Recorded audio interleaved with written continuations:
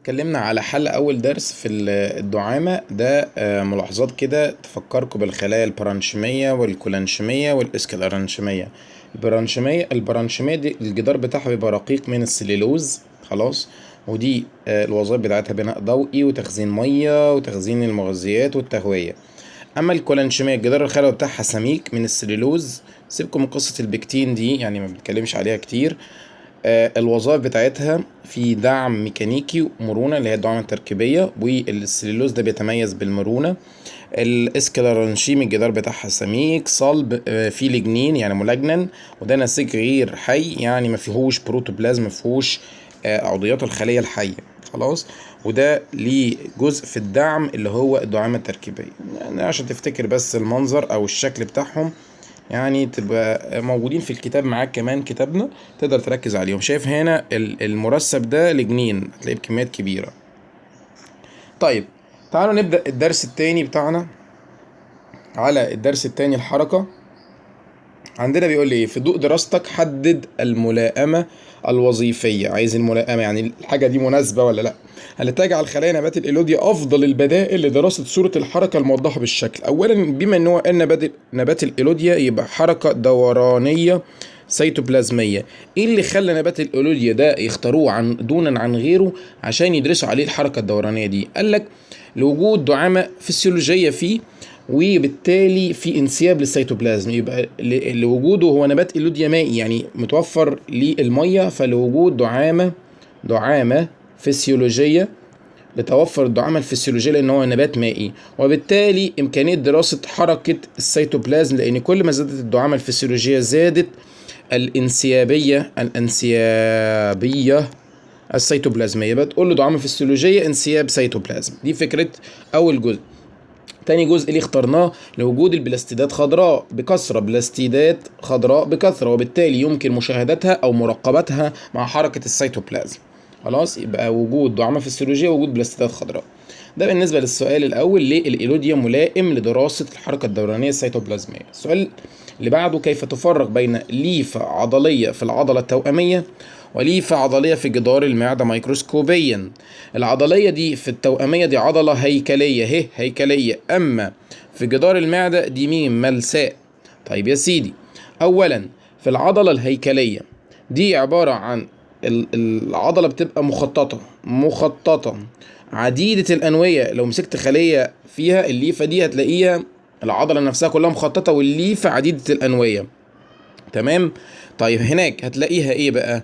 غير مخططة ملساء، غير مخططة ملساء. شكلها بيبقى كده مغزلية مسحوبة كده. خلي بالكوا الخلايا العضلية الملساء للعضلة الملساء بتبقى مغزلية كده مسحوبة، أما هنا بتبقى اسطوانية كده طويلة زي الخيوط. يبقى دي اسطوانية أما دي مغزلية. دي مخططة دي غير مخططة. خلاص.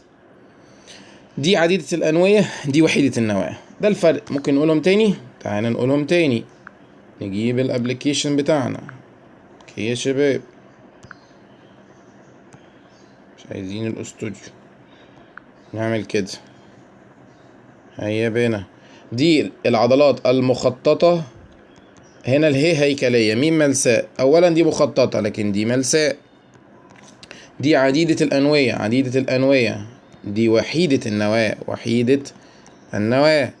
دي اسطوانية الشكل، اما دي مغزلية الشكل كده، بيبقى شكلها كده وتلاقي النواة بتاعتها كده. خلاص. حتى تلاقي دايما يرسم لك الاوعية الدموية بالمنظر ده. يعني لو رسم لك وعاء دموي لما كنا ناخده ندرسه، ده الجدار بتاع الوعاء الدموي. شايفين منظر الجدار؟ هو عبارة عن خلايا مغزلية الشكل اللي هي الخلايا العضلية الملساء. اوكي، ثانك يو. 28 الشكل المقابل يوضح إحدى العمليات الحيوية في جسم الإنسان. دي إحدى العمليات الحيوية في جسم الإنسان. ادرس ثم أجب ما هي المواد س ص ع لام. الواضح ده اللي هي نقل السيال العصبي، ودي نهاية عصبية، ودي خلية عضلية أو بيسموها الصفائح النهائية الحركية للليفة العضلية. ركزوا على الاسم ده، الصفائح النهائية أهي. تاني دي مهمة جدا. ده زر او نهاية عصبية، ودي ليفة عضلية. دي ليفة عضلية ليها اسم تاني، الصفائح النهائية الحركية للليفة العضلية. الليفة العضلية الغشاء بتاعها اسمه ايه؟ اسمه ساركوليما. ساركوليما. طيب يا سيدي، دي نهاية عصبية، وده بيسموه تشابك عصبي عضلي، وده شق التشابك، وده الاستايل كولين جوه الحويصلات. هنا في شق التشابك في انزيم اسمه كولين ستيريز. طب في حاجه هتمسك هنا الاستايل كولين لما يجي، يبقى اللي مسك هنا الاستايل كولين اللي هيجي يكسره الكولين ستيريز. هنا بوابات الكالسيوم، هنا السيال جاي، هنا هيدخل الصوديوم ويغير في النفاذيه، يخلي بره سالب وجوه موجب، وده حاله الاثاره. تعال نشوف السؤال بقى. ايه المواد اللي قدامك دي؟ طيب يا سيدي، اول حاجه سين. فين سين؟ شايفين سين دي اللي كانت محبوسه جوه هنا، يبقى سين اسيتايل كولين. اسيتايل كولين. طيب فين صاد يا سيدي؟ صاد نبص عليها. صاد دي قفشت الاستايل كولين بره هنا. هو مين اللي بيمسك في الاستايل كولين في الخارج عشان يكسره؟ فصاد دي هتكون الكولين ستريز. واحد يقول لي طب انت ابني تفكر ان هي مين يعني؟ ما ده بالخارج، لازم يكون الكولين ستريز. جينا نبص على عين. عين دي هي حاجة الكولين ستريز جابها. خلاص. عين ولام، خلي بالكوا، عين ولام. شايف الكولين ستريز اهو، المغزاري الشكل ده الكولين ستريز. دخل مع حاجة جاب لنا حاجتين تاني، او دخل خلى في حاجتين يطلعوا. هم من مين الحاجتين اللي بيطلعوا؟ العين واللام دول كولين زائد حمض خليك. حمض خليك. يبقى عين ولام دول انت مش هتحدد مين فيهم، لان هو عين ولام جنب بعض زائد، فممكن تبدل ما بينهم، يبقى كولين حمض خليك، او خليك وحمض، او خليك وحمض وكولين يعني. خلاص. يبقى ستايل كولين، كولين ستريز، وعين ولام كولين وحمض خليك. ده بالنسبة للسؤال ده. اللي بعده 29 بيقول لي ايه هنا؟ الجدول التالي يوضح العلاقة بين قوة المؤثر وعدد الألياف العضلية. بين القوة وعدد الألياف العضلية. الهيكلية المنقبضة في عضلة تتكون من 800 ليفة. 800 ليفة عضلية تتشكل في أقل عدد من الوحدات الحركية. أقل عدد من الوحدات الحركية دي احنا حتة خدناها قبل كده. لما تحب تجيب أقل عدد من الوحدات الحركية تقسم على 5 ولا 100؟ لا يا باشا، نقسم على 100. يعني 800 على 100 فيها 8 وحدات. طيب ال8 وحدات دول حركية عشان تبقى أقل عدد، يبقى أنت عارف إن كل واحدة فيها كام ليفة؟ 100. في ضوء ذلك ما هو أقل مؤثر يستطيع إثارة 6 وحدات وظيفية للعضلة الهيكلية. طيب يا سيدي، أنا عندي 6 وحدات، الوحدة فيها كام؟ فيها 100.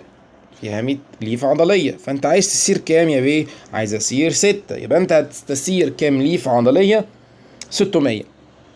فانا ادور على عدد الالياف اللي انا عايز استثيره اللي هي 6 وحدات، لقيتها هنا. فقوة الكهرباء اللي تستثير 600 هي 4 اقل حاجة. طب ما ممكن واحد يقول لي 5 دي استثارت 800 اكتر من 600. هو قال لك اقل مؤثر، هو عايز اقل مؤثر، يبقى 4 ملي فولت. 4 ملي فولت.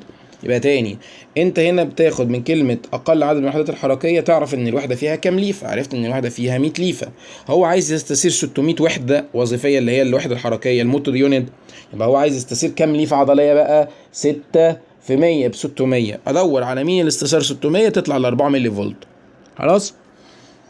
اللي بعده، اختر الكلمة التي لا تتفق مع باقي البدائل فيما يلي من حيث الدعامة مع التفسير. مين الكلمة المختلفة؟ طيب الحمام ده العظم بتاعه من جوه، الجمبري ده من الخارج، اما البلطي من جوه، الثعبان السمك كله ده من جوه. الوحيد اللي هيكله خارجي الجمبري من المفصليات اللي هيكلها خارجي، او القشريات او المفصليات. الجمبري ده من المفصليات اللي هيكلها خارجي، وبرضه بيعتبر من عائلة القشريات. يبقى ده الجمبري الهيكل او الدعامة بتاعه هيكل خارجي، اما الباقي كله داخلي. كده يكون الدرس التاني خلص. ناخد امتحان شامل على الدرسين.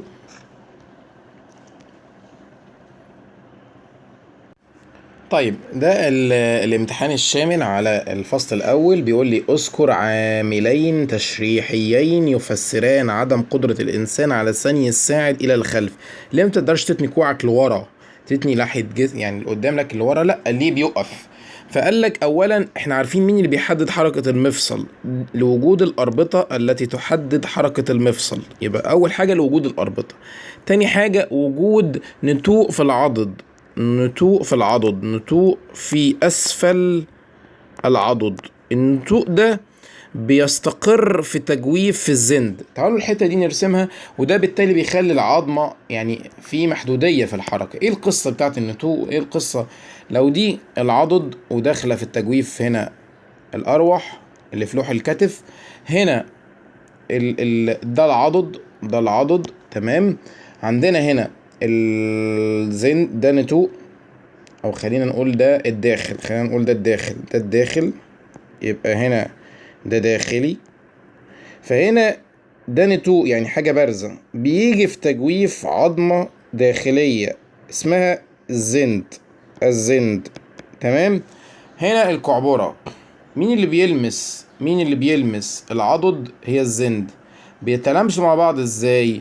ده نتوء عضد دخل جوه تجويف زند. ركزوا في الحته دي تاني عشان دي حته ما جاتش قبل كده خالص.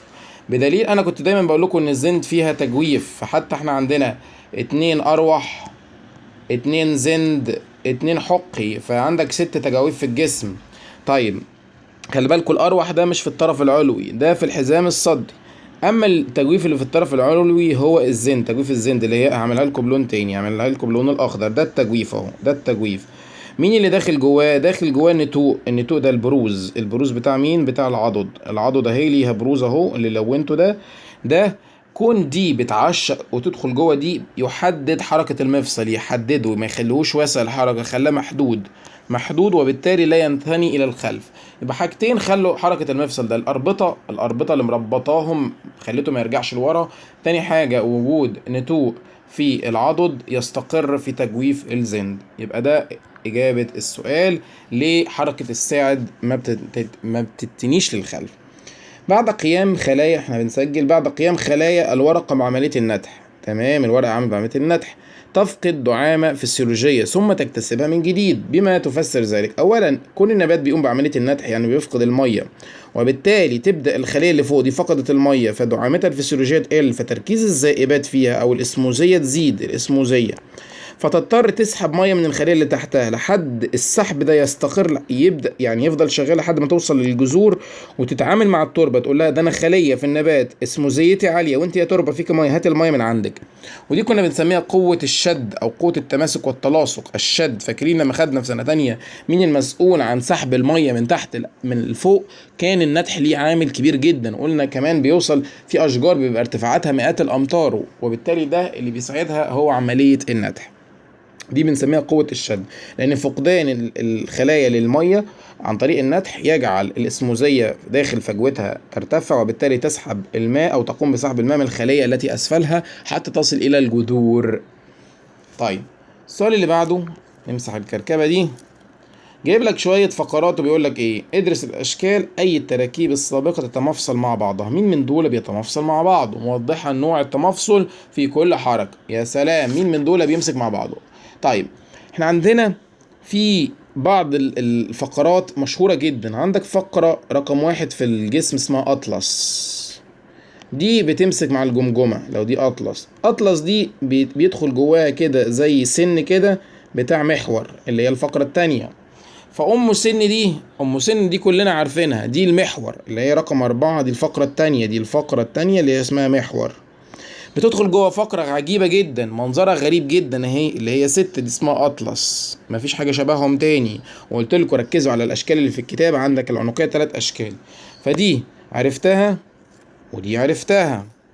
طيب شايف الفقرة اللي قدامك ثانية كده، في فقرة كبيرة، شايف دي فقرة كبيرة، ممكن تبقى قطنية ولا عنقية ولا صدرية؟ لا أنا شايف إن دي أكبرهم حجما فدي القطنية، فأنا بحاول أستبعد أهو، بخمن، أنت سؤال ده للتخمين، قطنية. طيب يا سيدي دي خلاص عرفتها، باقي معايا دي وباقي معايا دي. باقي أنا حاجتين ما قلتهمش، في عنقية، العنقية الباقية، وفي صدرية. تفتكر دي الصدرية يا ابني فين مكان القرص اللي هيبقى عليها اهو، لكن دي صدرية، دي تمشي صدرية، دي الصدرية. اما دي هتبقى عنقية، الحجم بتاعها بيبقى اصغر، لان انت كل ما بتنزل بتكبر، وواضح دي ان حجمها صغير اهو من خلال المكان بتاع القرص، كل ما انت نزلت لتحت كبرت خلاص. وواضح هنا ان النتوء المستعرض واضح جدا كمان عشان الضلوع، فانا كده خمنت. طيب خمنت اسمائهم، يا ترى مين هيتعامل مع مين او مين يتمفصل مع مين؟ تعال نشوف. عندك انت محور اللي هي الفقره رقم الثانيه، وعندك دي اطلس الفقره رقم واحد. الفقره رقم واحد دي اللي هي 6 تتمفصل مع الجمجمه، بتمسك مع الجمجمه، يبقى 6 دي ماسكه مع الجمجمه اللي هي الجزء اللي هو رقم واحد، الجزء الخلفي مش الجزء الامامي. خلاص، يبقى طيب يبقى 6 تمفصلت. طب مع الجزء الامامي الجزء الوجهي ولا الخلفي؟ لا ده الخلفي، الجزء ده تبع الخلفي. يبقى واحد اهي تمفصلت مع 6 اللي هي الفقرة الأولى. طيب الحاجة التانية اللي هي دي 6 دي اللي هي الفقرة الأولى تمفصلت مع الفقرة التانية، يبقى 6 مع 4، يبقى دي تاني إجابة. بعد كده عندك انت ايه تاني ممكن نقولهم؟ طيب ممكن دي اللي هي التانية اللي هي رقم 4 تتمفصل مع العنقية رقم 7. طبعا مع العنقية اللي تحتها، ف4 تتمفصل مع 7. ماشي. عايزين بقى 7 تتمفصل مع الصدرية. فين 7 مع 3؟ 3 مع 7. ممكن الصدرية دي تتمفصل مع القطنية. فين القطنية؟ اللي هي الصدرية دي 3 تتمفصل مع القطنية 5، وهكذا تقعد تلبس الكلام في بعضه. ماشي.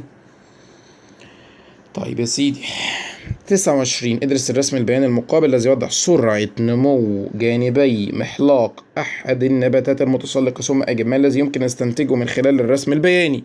سرعة المحلاق، سرعة نمو جانبي المحلاق. جانبي المحلاق ماشيين مع بعض، ما شفتش حد فيهم اختلف عن التاني، فإذا هذا المحلاق في مرحلة البحث، وده سؤال خدنا فكرته كتير، ده في مرحلة البحث. شكرا.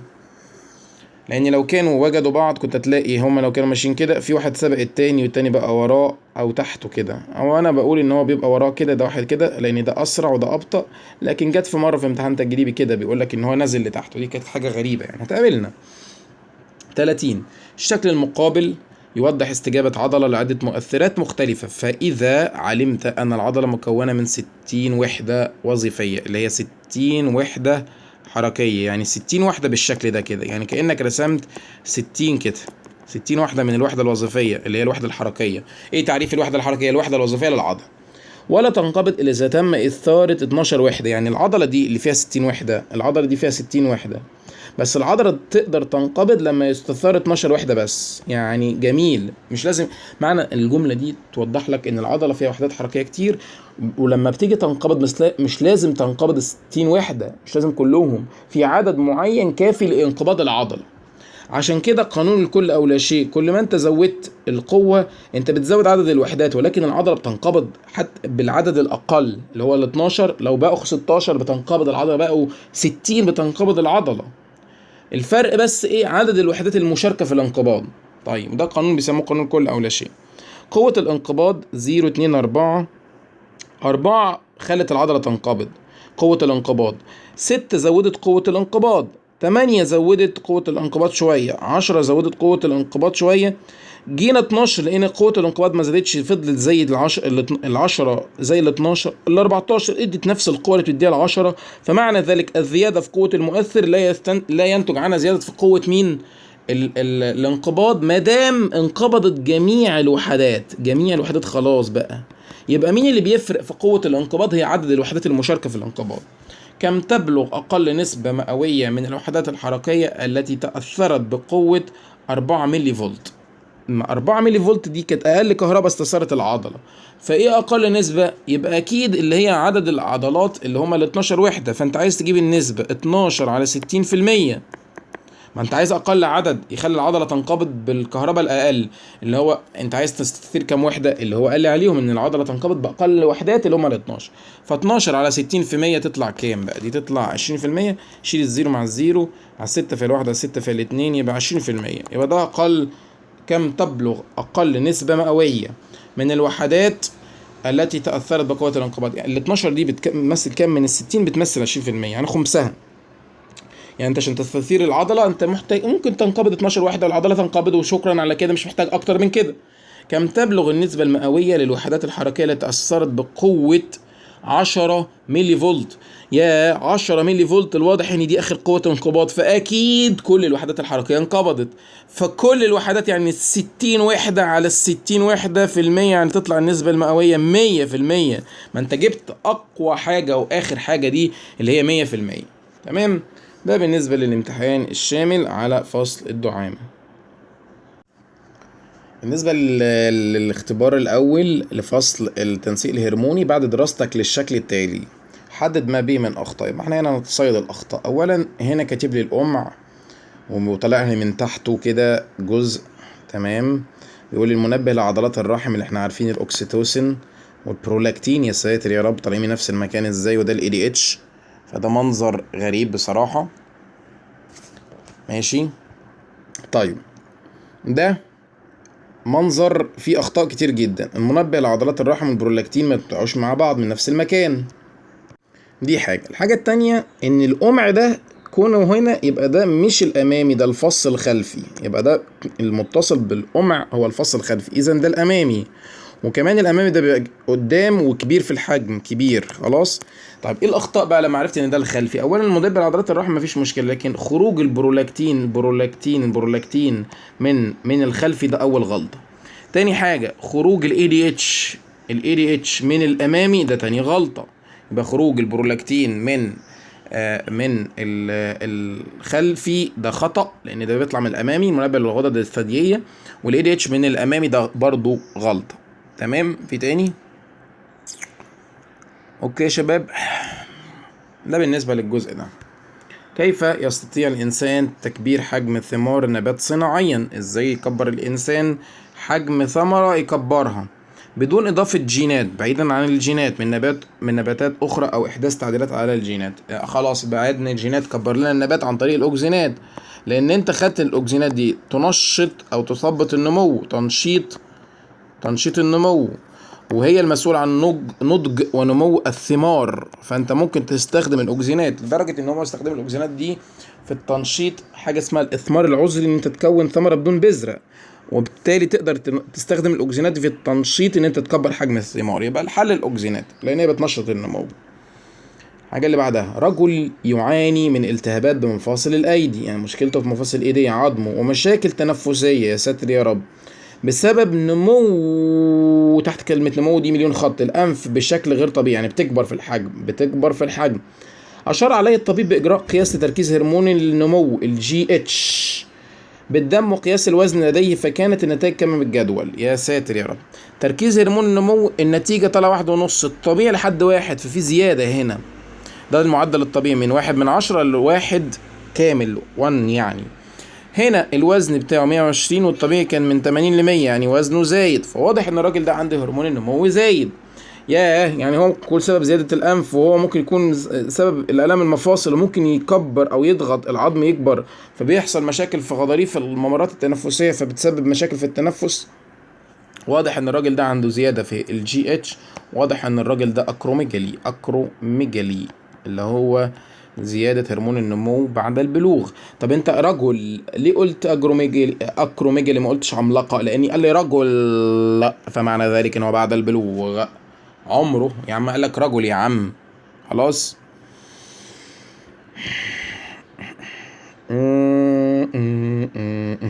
اوكي يا شباب، ده بالنسبة.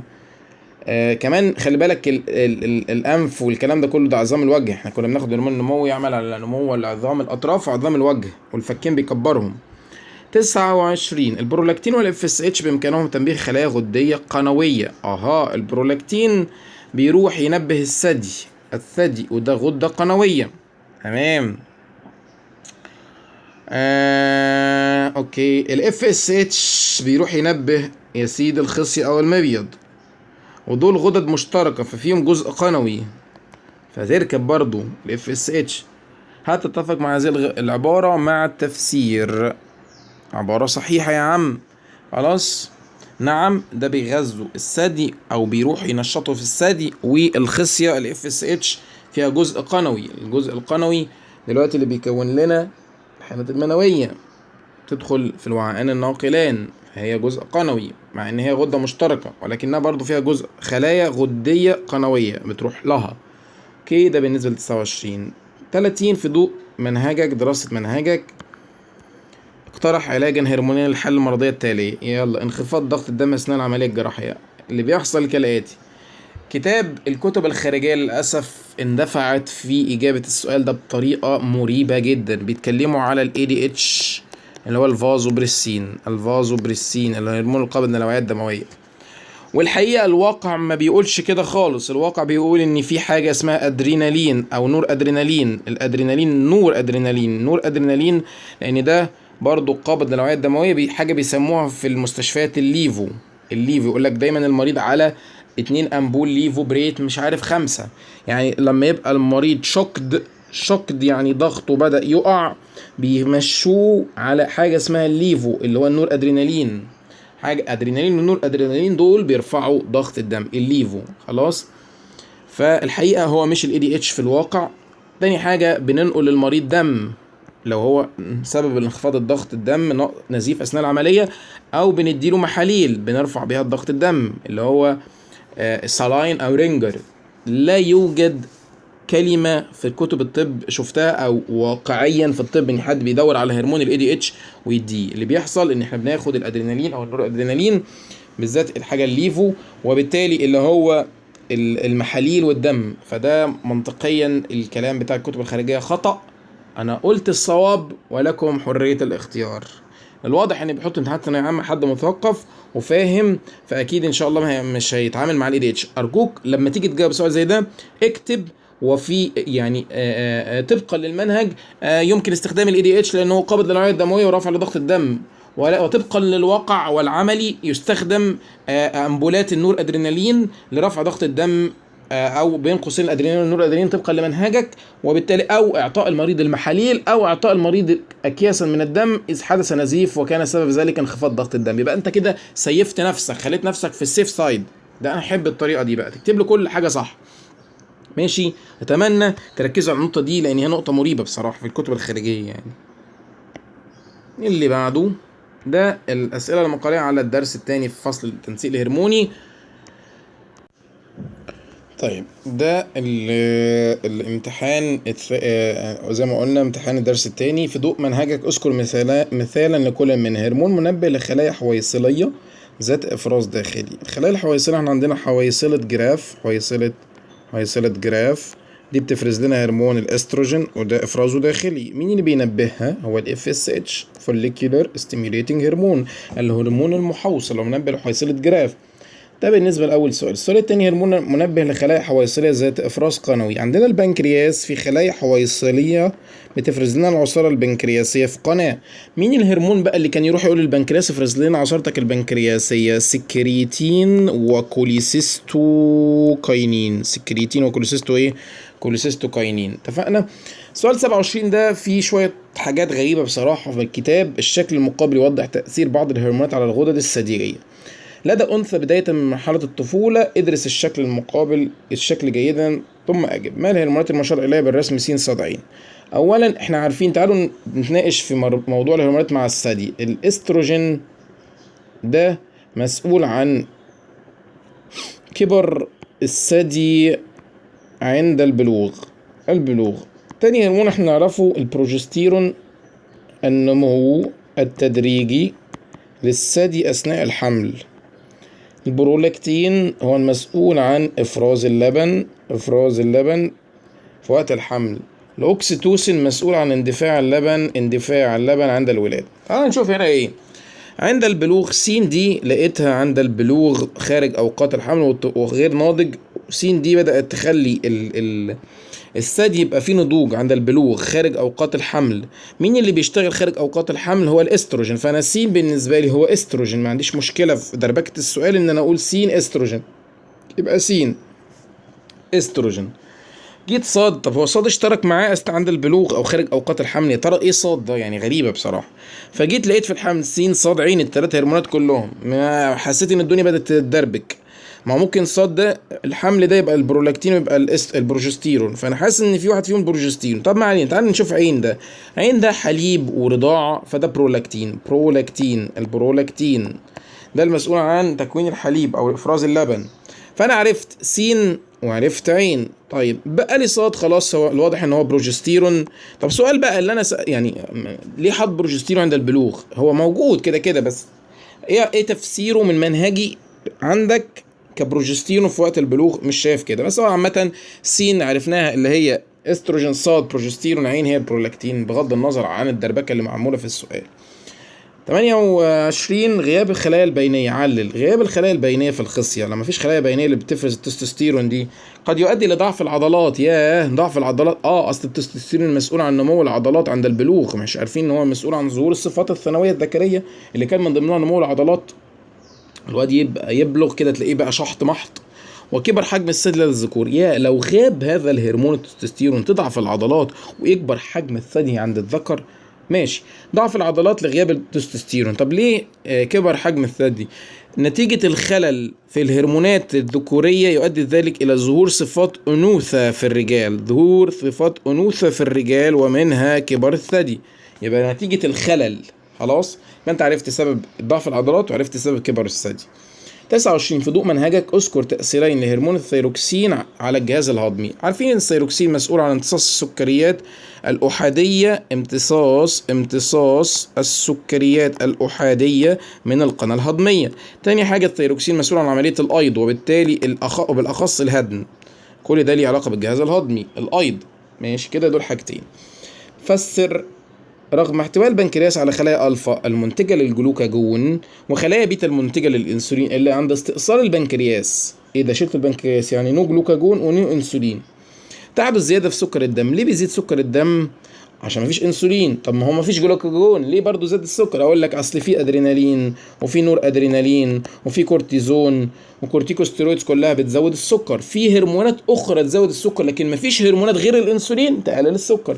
بدليل ان دايما الناس بتعاني من مرض السكر اللي هو نقص الانسولين، وبالتالي سكره زايد في دمه. خلاص، نادرا ما تلاقي حد بيعاني من نقص السكر في دمه ويتعالج من مرض نقص السكر، ما بتحصلش. خلاص، ده بالنسبة للسؤال 30. لأن هناك هرمونات أخرى تقوم بزيادة السكر زي الأدرينالين والنور أدرينالين والسيروكسين والكورتيزون والكورتيكوستيرون كلهم. ده بالنسبة للامتحان الدرس الثاني. الامتحان كان عليه النظري. الجزء اللي بعده ده امتحان شامل على الهرمونات برضو. طيب نكمل باقي الجزء بتاعنا. في ضوء منهجك حدد الهرمونين الأساسيين المسؤولين عن إتمام التغيرات الموضحة بالشكل. واضح إن ده كان زيجوت، كبر بقى ضفدع كامل، فواضح إن في عملية نمو هنا. بس خلي بالك، هو النمو هنا مش جسدي بس، في نمو جسدي وجنسي وعقلي، يعني النمو بالكامل. بينمو عضلاته وبينمو عقله وبينمو حركة، بينمو كل حاجة فيه. فهنا عايزين هرمونات مسؤولة عن النمو. مين الهرمون اللي كان في جسدي وجنسي وعقلي؟ ده ثيروكسين. طب مين الهرمون اللي مسؤول عن النمو عامة؟ الجي اتش. فانت عندك 2 هرمون اهم. شكرا. استئصال كل الغدد. ماذا يحدث؟ بما تفسر هذه العبارة. استئصال كل الغدد الجارات الدرقية قد يسبب الوفاة. دلوقتي الغدة الدرقية لازق فيها 4 من ورا جارات الدرقية، ففي واحد جاله ورم في الدرقية فجي يشيل الدرقية، بيبقى لازق فيها جارات الدرقية فتتشال غصب عن أي حد معاها، فبيحصل عنده نقص الباراثرمون. طيب السؤال بقى، كده البني ادم ده مش هيبقى عنده كالسيوم في الدم؟ الباراثرمون هو المسؤول عن وجود الكالسيوم في الدم. المريض ده لو حصل معاه القصه دي بيبقى بعد العمليه بيجيله تشنجات كده في ايديه بتبين لك ان هو عنده نقص في الكالسيوم، فتفضل تعمل له تحاليل نقص تحليل كالسيوم وتشوف.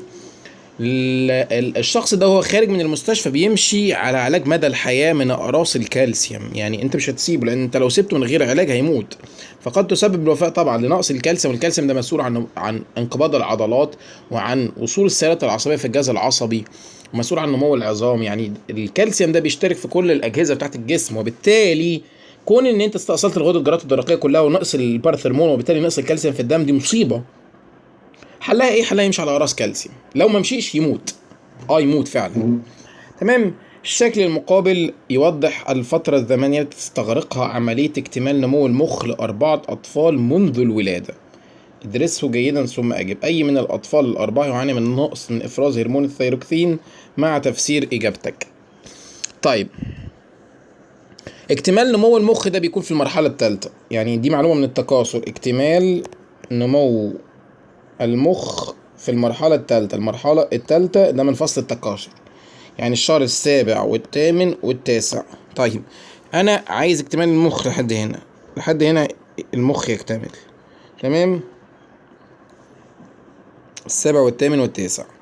طيب اي من الاطفال يعاني من نقص الثيروكسين وبالتالي تاخر نمو المخ؟ واضح ان عين ده الدنيا خربانه عنده، نمو المخ اكتمل عند الشهر 12. هو مكتوب هنا الزمن بالشهور، الزمن بالشهور. الشهر 12 ده الولد يا عم كده متاخر جدا. ايه ده؟ ده بعد ما اتولد يعني. طيب ده عين، يبقى الاجابه واضحه ان هي عين لم يكتمل نمو المخ او عنده نقص في هرمون الثيروكسين. طب ما انت عندك صاد اكتمل في الشهر العاشر، والحمل الطبيعي المرحله الثالثه اللي هي اكتمل من المخ في المرحله الثالثه اللي هي السابع والثامن والتاسع، فده متاخر برضه، اتاخر شهر. فانا عايز اضيف مع اجابه الكتاب صاد، كتاب بيختار عين بس، انا اختار صاد وعين. تمام، وفسرت اجابتي ليه. لان انت عندك الحمل قد يصل ل 10 شهور اكيد، بس انت عندك، خلينا طبقا للمنهج، المرحله الثالثه من الحمل اللي هي بيكتمل فيها نمو المخ السابع، الشهر السابع والثامن والتاسع. تمام. طبعا ده غريب، نمو بدري. يعني انت قايل لي السابع والثامن والتاسع، ده نما بدري بصراحه. يعني لو هو طبق الكلام علميا صح في السؤال، يعني هو اكيد ما ركزش لحد السؤال مع كل التفاصيل اللي انا بحكي فيها دي. 29 ماذا يحدث للمتغيرات الآتية عند حقن فار تجريبيا بهرمون ال ADH؟ احنا عارفين ال ADH ده بيرجع المية للدم، وبالتالي بيزود حجم بلازما الدم، وبالتالي بيقلل الاسموزية بتاعة الدم، وبالتالي بيرفع ضغط الدم لأن نزود حجمه. أنا كده جاوبت. الشكل المقابل، ماذا يحدث عند حدوث طفرة في الجين المكون للتركيب س؟ باظ اللي بيكون س ده ريسبتورز المستقبلات، المستقبل اللي بيقف عليه الهرمون عشان يشتغل، ما بقاش موجود. ففي هرمون جاي اللي هو الدوريات دي جايه مش لاقي المستقبل، فتيجي اشاره من هنا سلبيه كده. دي الخلايا الحويصليه دي مش مدركه وجود التي اس اتش، وليكن ده التي اس اتش عشان دي قال لي خلايا حويصليه، مش قادره تستجيب له. فيعمل ايه؟ او الاف اس اتش عامه اللي هي حويصله الجراف، هي مش بتستجيب للتي اس اتش او الاف اس اتش مثلا، وبالتالي تبدا الخلايا دي تبعت اشاره للنخامات تقول لها والنبي انا مش جاي للهرمون المنشط فابعتي لي التي اس اتش. فيحصل ايه للاي ده؟ الواضح ان ايه ده اللي هو التي اس اتش يبدا يزيد عشان دي بطلت تفرز الهرمون بتاعها، ده ما بقاش يفرز لان مفيش منشط فوق، وبالتالي البي ده بدا يقل، اما الاي ده بدا يزيد بالراجعه السلبيه. خلاص، وده مثلا وليكن ده حالة ميكسوديما.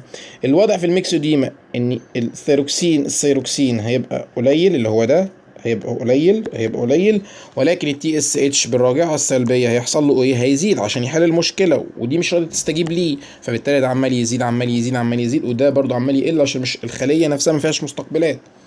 خلاص، ده بالنسبة للجزء ده. طيب ده اول درس تكاثر، الدرس الاول تكاثر ده أسئلة مقالي برضو عليها. يقول لي رتب الشكل بيوضح إحدى صور التكاثر اللاجنسي، ادرسه ثم أجب ورتب المراحل زمنيا، ثم اذكر كيفية الاحتفاظ بالمرحلة م لمدة 10 سنوات دون تلف. مرحلة م، ماشي هنشوف بقى. أولا بيقول لي إيه هنا؟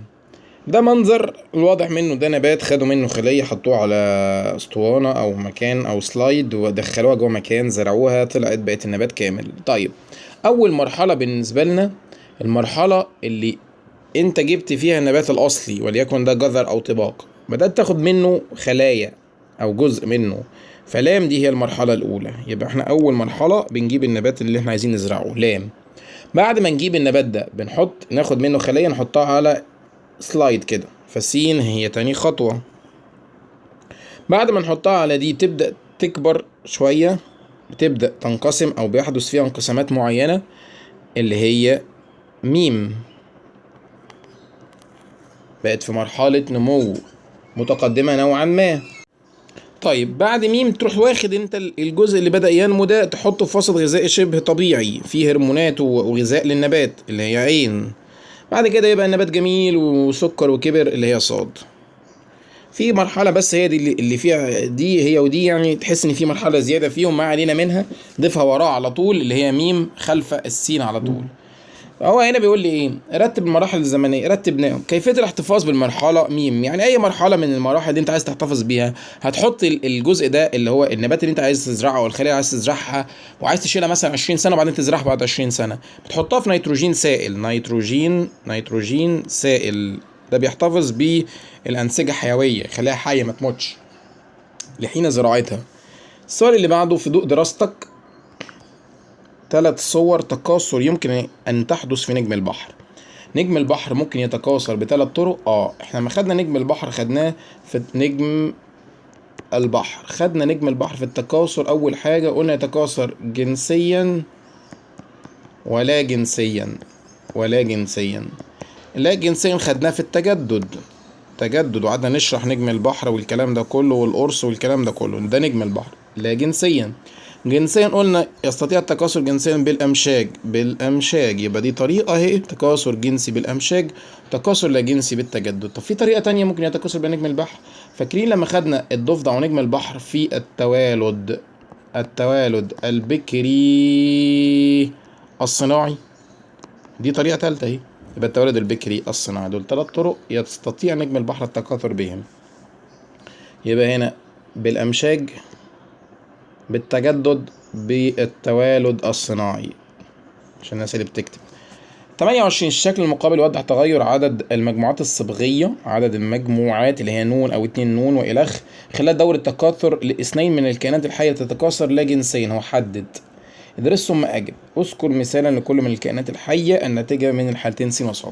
اولا ده كان 2 نون وده كائن نون. كان 2 نون مكمل 2 نون. هي مين اللي على طول 2 نون دي وتكاثر لا جنسيا؟ حشرة المن. فاكرين حشرة المن اللي هي 2 نون وبتدي بويضات. ليه انا فكرت في حاجات تانية؟ هو مين اللي فيه كان بويضات في تكاثر لا جنسي؟ والتردد البكري. انت راح تفكر لي في التجدد والبتاع ده والانشطار يا ابني، بيقول لك بويضات، فرد ابو بويضات والكائن ناتج من البويضه، يعني ناتج من البويضه. يا ساتر، ده هو اكد لك ان هو تولد بكري. فهي دي ما اتغيرتش، دي حشره المن. 2 نون جابت بويضه 2 نون، كبرت بقت 2 نون، حشره من انثى.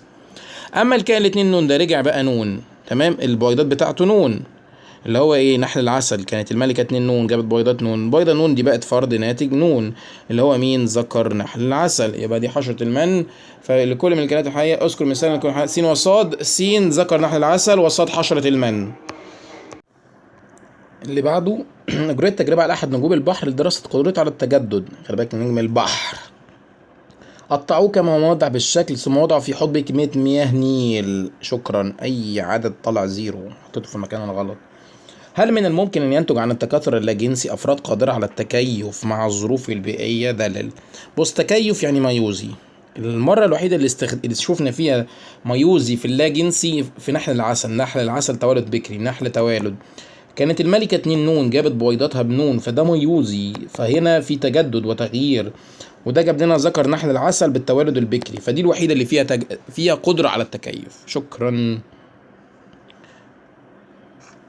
ده الدرس التاني في التكاثر.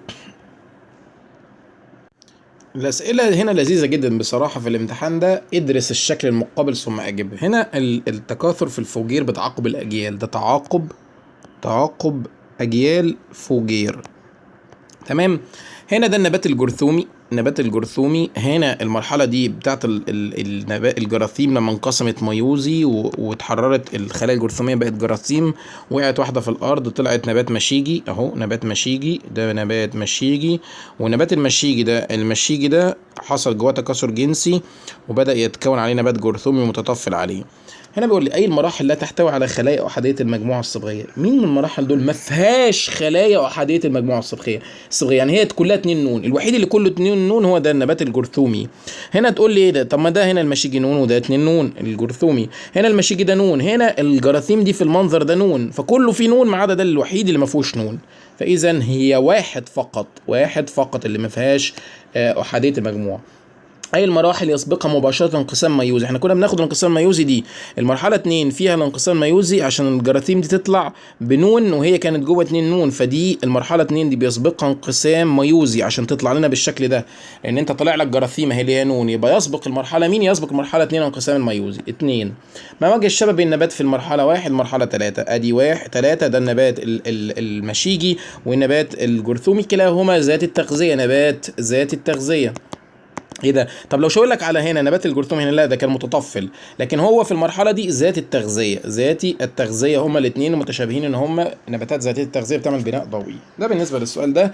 يهدف الانقسام الميوزي لتكوين الامشاج دائما. لفظ دائما ده مستفز جدا. اولا انقسام ميوزي مش تكوين امشاج دائما. ما مدى صحة هذه العبارة؟ عندنا في عدة انقسامات ميوزية ما كانتش تكوين أمشاج. فاكر أنت الزيجوسبور الزيجوسبور في السبايروجايرا كانت لما تتحسن الظروف ينقسم انقسام ميوزي، يدينا أربع أنوية داخل الخلية، وتحلل 3 تبقى واحدة، والواحدة دي تكون لنا في الآخر الخيط الجديد. فكان هنا الانقسام الميوزي مش بهدف تكوين الأمشاج، فأنت بتقول له أدي مثال تاني. عندك انقسام الميوزي في الخلايا الجرثومية، في الفوجير ما كانش بهدف تكوين امشاج، اللي لسه واخدين رسمته، كانت جوه الحوافظ الخلايا الجرثوميه تنقسم ميوزيا عشان تدينا جراثيم، الجرثومه تقع وتكونت لنا نبات مشيجي، ما كانش هنا غرضها تكوين امشاج. تالت حاجه برضو، يبقى هنا الخلايا الجرثوميه في الفوجير. الطور الجرثومي لا احنا خلايا الجرثوميه دي خلاص، ما هي دي. والزيجوسبور خلايا الجرثوميه في الفوجير. كان عندنا الطور الحركي. ايه رايكم الطور الحركي في معدة البعوضة، كانت ده الزيجوت، ده الطور الحركي بيطلع بره بميوزي عشان يكون لنا كيس البيض. هل ده كان غرضه تكوين امشاج؟ لا. يبقى 3 اشكال خدناهم في السبايروجايرا، كانت انقسام ميوزي مش بيكون امشاج، والطور او في الجراثيم او الخلايا الجرثومية في الفوجير، والطور الحركي في الملاريا. كل دي انقسامات ميوزية ما كانش هدفها تكوين أمشاج. هنا السؤال اللي بعده، الأشكال المقابلة توضح طرق تكاثر وحدة الطحالب البسيطة السبايروجايرا. ما هي أكثر الطرق تعقيدا في هذه الأشكال؟ مين الطريقة المعقدة، سين ولا صاد ولا عين؟ أولا أنا بدور على المعقدة اللي هي السلمي، فمين سلمي منهم؟ صاد. لكن دي جانبي، ودي أنا مش عارف دي إيه، يعني مش عاملة أي حاجة، تقريبا عين. خلاص، فالسلمي هي صاد. أكثرهم تعقيدا لأن هي مش بسيطة، محتاجة خيطين. أي الطرق يصاحبها أكبر درجة من التنوع؟ برضو صاد اللي هي السلمي، فدي هي أكتر واحدة للتنوع لأن في خيطين بيشاركوا فيها. شكرا. 30. في ضوء منهجك اذكر 3 أمثلة لكائنات حية تستطيع أن تتكاثر جنسيا دون الحاجة إلى مناسل، يعني تكاثر جنسي بدون أمشاج. هو احنا خدنا ايه التكاثر الجنسي بدون أمشاج؟ الاقتران. طب انت عايز 3 أمثلة، يا دي المصيبة، أنا مش فاكر غير الاسبايروجايرا. ما انت لو ركزت كنت قريت في الكتاب مكتوب 3 أمثلة غير الاسبايروجايرا، بعض الفطريات مع الاسبايروجايرا، وبعض الأوليات الحيوانية. بنجيب دي ونكتبها تاني. ايه الكائنات اللي تتكاثر بالاقتران وهو تكاثر جنسي بدون أمشاج؟ ركزوا فيهم. 1 الاسبايروجايرا. 2 بعض الفطريات. 3 بعض الأوليات الحيوانية. الحتة دي مش كتير بيركز عليها. في كائنات تتكاثر بالاقتران تانية غير الاسبايروجايرا، بعض الفطريات، بعض الأوليات الحيوانية. الاسبايروجايرا ده اللي هو من ضمن الطحالب. سبايروجايرا، بعض الفطريات، بعض الأوليات الحيوانية. تاني السبايروجايرا، بعض الفطريات، بعض الأوليات الحيوانية. كل دول بيتكاثروا بالاقتران، وتعريف الاقتران هو تكاثر جنسي بدون أمشاج. دول 3 أمثلة. السؤال اللي بعده نجيب له لون تاني. ادرس الشكل المقابل ثم اجب أي المراحل بالشكل ينتج عنها زيادة في اسموزية الدم. زيادة اسموزية الدم معناها ايه؟ يعني معناها ان انت بتسحب مية من الدم، يعني في فقدان ماء. المرحلة اللي هي رقم 6 لو انت ركزت هتلاقي كرات الدم الحمراء تكسير، وكونها بتتكسر ده بيخلي الجسم يفقد الماء. هتقول لي ازاي؟ اولا كرات الدم الحمراء بتتكسر، بتطلع مواد سامة. المواد السامة دي المواد السامة دي بتخلي الإنسان درجة حرارته ترتفع، وبالتالي بيحصل له رعشة وبالتالي عرق، والعرق ده أصلا هو طرق فقدان المية في جسمنا. فأنت جسمك عمال يعرق فبيفقد المية، جسمك عمال يعرق فبيفقد المية. فإيه اللي بيحصل لما تفقد مية في جسمك؟ تزيد الإسموزية بتاعة الدم. يبقى تاني نقولها تاني بكل بساطة. دلوقتي مرحلة رقم 6 دي فيها تكسير كرات دم، كرات الدم. كرات الدم بيتحرر منها ميروزويتات ومواد سامة وأطوار مشيجية. بيتحرروا 3 حاجات منها: ميرو، أخريات، ومواد سامة وأطوار مشيجية. المواد السامة دي بتبدأ تخلي الإنسان يدخل في أعراض رعشة وعرق. العرق بقى ده يخلي جسم الإنسان يفقد المية، وكونه فقد المية يعني بيقل حجم المية في جسمه، وبالتالي بتزيد اسموزية الدم. اسموزية الدم مهمة جدا الحتة دي. يبقى مرضى الملاريا بيعرقوا يعني ضغطهم بيوطى، فقدوا مية كتير، وبالتالي اسموزية دمهم عالية. تمام. نجيب بقى ايه كده، ده خلص. اوكي طيب، ده درس التالت في التكاثر في النباتات الزهرية. بيقول لي ادرس الشكل المقابل جيدا ثم أجب. ماشي يا سيدي، ثم أجب. واضح هنا إن دول نواة الكيس الجنيني. نواة الكيس الجنيني دي البيضة. هنا في حد داخل عليها، وهنا في حد داخل عليهم. النواة زكريا أولى، زكريا واحد، ودي زكريا اتنين. ودول حصل هنا هيتكون زيجوت. هنا نواة اندوسبيرم. طبعا كده كتبت التفاصيل. اكتب رقم واسم كل تركيب مما يلي. النواة الأكبر في العدد الصبغي. مين أكبر واحدة في العدد الصبغي؟ هي نواة الاندوسبيرم اللي هي 3 نون، اللي هي نتجت من اتحاد النواة الذكرية التانية مع نواة الكيس الجنين. يبقى رقم كام؟ رقم 4 ولا كام دي؟ 4. ماشي. نواتان كلاهما أحادية المجموعة الصبغية تتكون خارج المبيض. مين النواتين اللي من بره جه من بره؟ شايف دي النواة الذكرية الأولى والنواة الذكرية التانية اللي هي 3، يعني اللي هو رقم 3. دول النواتين الذكريتين الأولى والتانية، دول أحادية المجموعة الصبغية اتكونت بره. السؤال 27. النباتات الزهرية هي نباتات تكون بذور وثمار دائما. كلمة بذور دائما دي كلمة غريبة جدا بصراحة، لأن في حاجة اسمها إثمار عذري بيبقى ثمار بدون بذور، فما تقوليش كلمة دائما، فده خطأ. ما ده صح، ده عبارة خاطئة، لأن هناك ثمار تكون بدون بذور وهي الإثمار العذري زي الموز والأناناس. الرسمة دي أنا شايف إن هي مش هتستحق الكلام، لأن في حاجة غريبة فيها وغلط، مش هضيع وقت فيها بصراحة. أنا وجهة نظري إن السؤال فيه حاجة غلط، فمش هتناقش فيه ويضيع وقت. علل يصعب فصل غلاف حبة الذرة، أو تعالوا نتناقش فيه. إيه المشكلة يا عم؟ مش محدش يزعل. استنتج عدد الثمار المتكونة وكذلك عدد الأنواع التي تشارك في تكوين البذور في ال3 أشكال. أولا هنا ده مبيض واحد، إذا ده ثمرة واحدة، وأنت عارف إن الثمرة جواها بذرة، والبذرة بيشارك في تكوينها 5 أنواع. لحد هنا تمام. هنا في مبيض 2 3 4 5 6، يبقى دول 6 ثمار، وكل ثمرة فيها بذرة، وليكن فيها بذرة والبذرة ب5، يبقى 6 في 5 ب30 نواة. طيب هنا دي 1 2 3 4 5 6 ما اختلفتش. مش عارف هو ليه بيعتبر هنا الشكل مختلف في إجابته، ما اعرفش الحقيقة يعني. دول مبايض فمش عارف.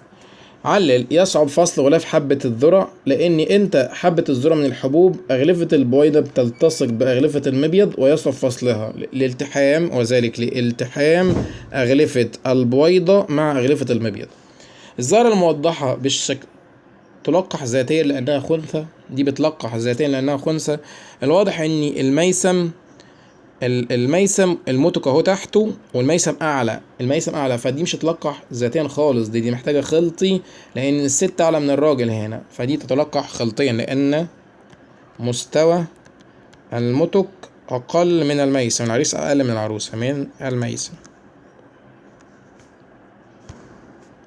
اللي بعده الدرس الرابع تكاثر. بيقول لي الشكل المقابل انظر للشكل. كم عدد؟ ده 2 جنين، 2 مشيمة، 2 كيس، ده توأم متآخي خلاص. فيقول لك كم عدد الأجسام الصفراء في مبيض الأم، الجسم الأصفر في المبيض. مبيض الأم الحامل بالتوأم المقابل في هذه المرحلة. الواضح إن دي مرحلة متقدمة للحمل، لأن الجنين بدأت تظهر عليه الملامح، عينيه وإيديه والكلام ده كله، فده أكيد مش أول 3 شهور، وبالتالي هيكون الجسم الأصفر ضمر. إذا لا يوجد جسم أصفر، 0 جسم أصفر. ما فيش اعداد اصلا، يعني خلاص ده عدى ال3 شهور لان الملامح ظاهره ايه وما فيش جسم اصفر. ده اول سؤال. كم عدد البويضات التي انتجت هذا الحمل؟ يا ترى كم بويضه؟ بما ان دول توأم متآخي فدول بويضتين. هل يمكن لهذا التوأم ان يكون لهما نفس الجنس؟ وارد، احتمال وارد تبقى دي الحمل المنوي اللي خاصه بدي والحمل المنوي الخاصه بدي هو حمل منوي اكس اكس او واي واي حسب، يبقى طلعوا نفس الجنس يعني حظها. وارد، ما نقولش اكيد. الاكيد اللي هو التوأم السيامي او او التوأم السيامي، سوري، التوأم اللي انت عندك التيبيكال وعندك التوأم المتآخي. خلاص. طيب كون دول توأم متآخي يخليهم وارد الاختلاف. اما التوأم المتماثل اللي هو ادي بويضه وحمل منوي خصبها اتفلقت نصين بقت 2 جنين، فالتوأم المتماثل ده اللي بيبقوا نفس الجنس، لكن المتآخي لا، مختلفين. طبعا السيامي بيبقى نفس القصه نفس الجنس. هرمون الاستراديول اللي هو استروجين والبروجستيرون والاف اس اتش والال اتش جميعها يؤثروا على نمو ووظيفه تركيب غديه بجسم الانسان، جسم انثى الانسان. فسر هذه العباره. الاستروجين والبروجستيرون والاف اس اتش والال اتش. الاستروجين بيأثر على الثدي وده غده ثدييه، والبروجستيرون نفس الكلام بيأثر على الثدي. خلاص، غديه بجسم الانسان. طيب بيأثروا على الثدي وده غده قنويه. ال اتش الاف اس اتش والال اتش دول بيأثروا على الاف اس اتش بيأثر على حويصلة جراف ده غده برضو. ال اتش بيأثر على الجسم الاصفر وده غده برضو، يعني كل دول بيأثروا على غدد. فيكتب يقول له بيأثروا على الثدي والجسم حويصلة جراف والجسم الاصفر، ودي تراكيب غديه. انا ما حددتش غده صماء ولا قنويه، هي غده وخلاص. ماشي. هل تعتبر هذه السيده في الرسمه دي في مرحله الولاده الطبيعيه حاليا؟ استدل على هذا على ذلك. هل دي في مرحله ولاده دلوقتي بتولد الست دي؟ اكيد لا. اولا عنق الرحم هنا مغلق، عنق الرحم غير متسع، عنق الرحم غير متسع. يبقى واحد، لا، لعدم اتساع عنق الرحم، عنق الرحم. الحاجة التانية، هل انت شايف راس الجنين عند المخرج؟ لا، ده رجليه تحت.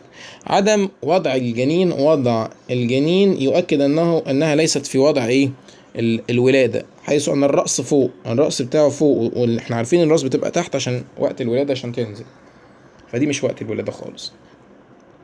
29. الجدول بيوضح تركيز احدى الهرمونات في دم السيدة اثناء حملها لاول مرة.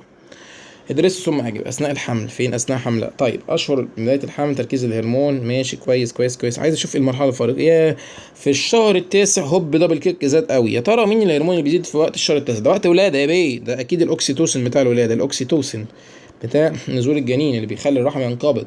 هل هذا الهرمون له تاثير على الافرازات الخارجيه للجسم ام لا؟ هل هذا الهرمون ليه تاثير على الافرازات الخارجيه؟ الاوكسيتوسين بيأثر على الثدي ودي غده قنويه ذات افراز خارجي بتفرز اللبن. نعم.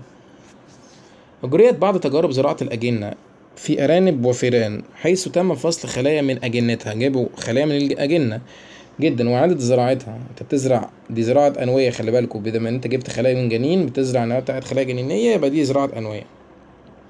خلاص. وإعادة زراعة كل خلية جنينية في رحم أنثى لتنمو إلى فرد كامل. في ضوء حدد نوع التكاثر الذي نتج عنه الأفراد الكاملة النهائية مع التفسير.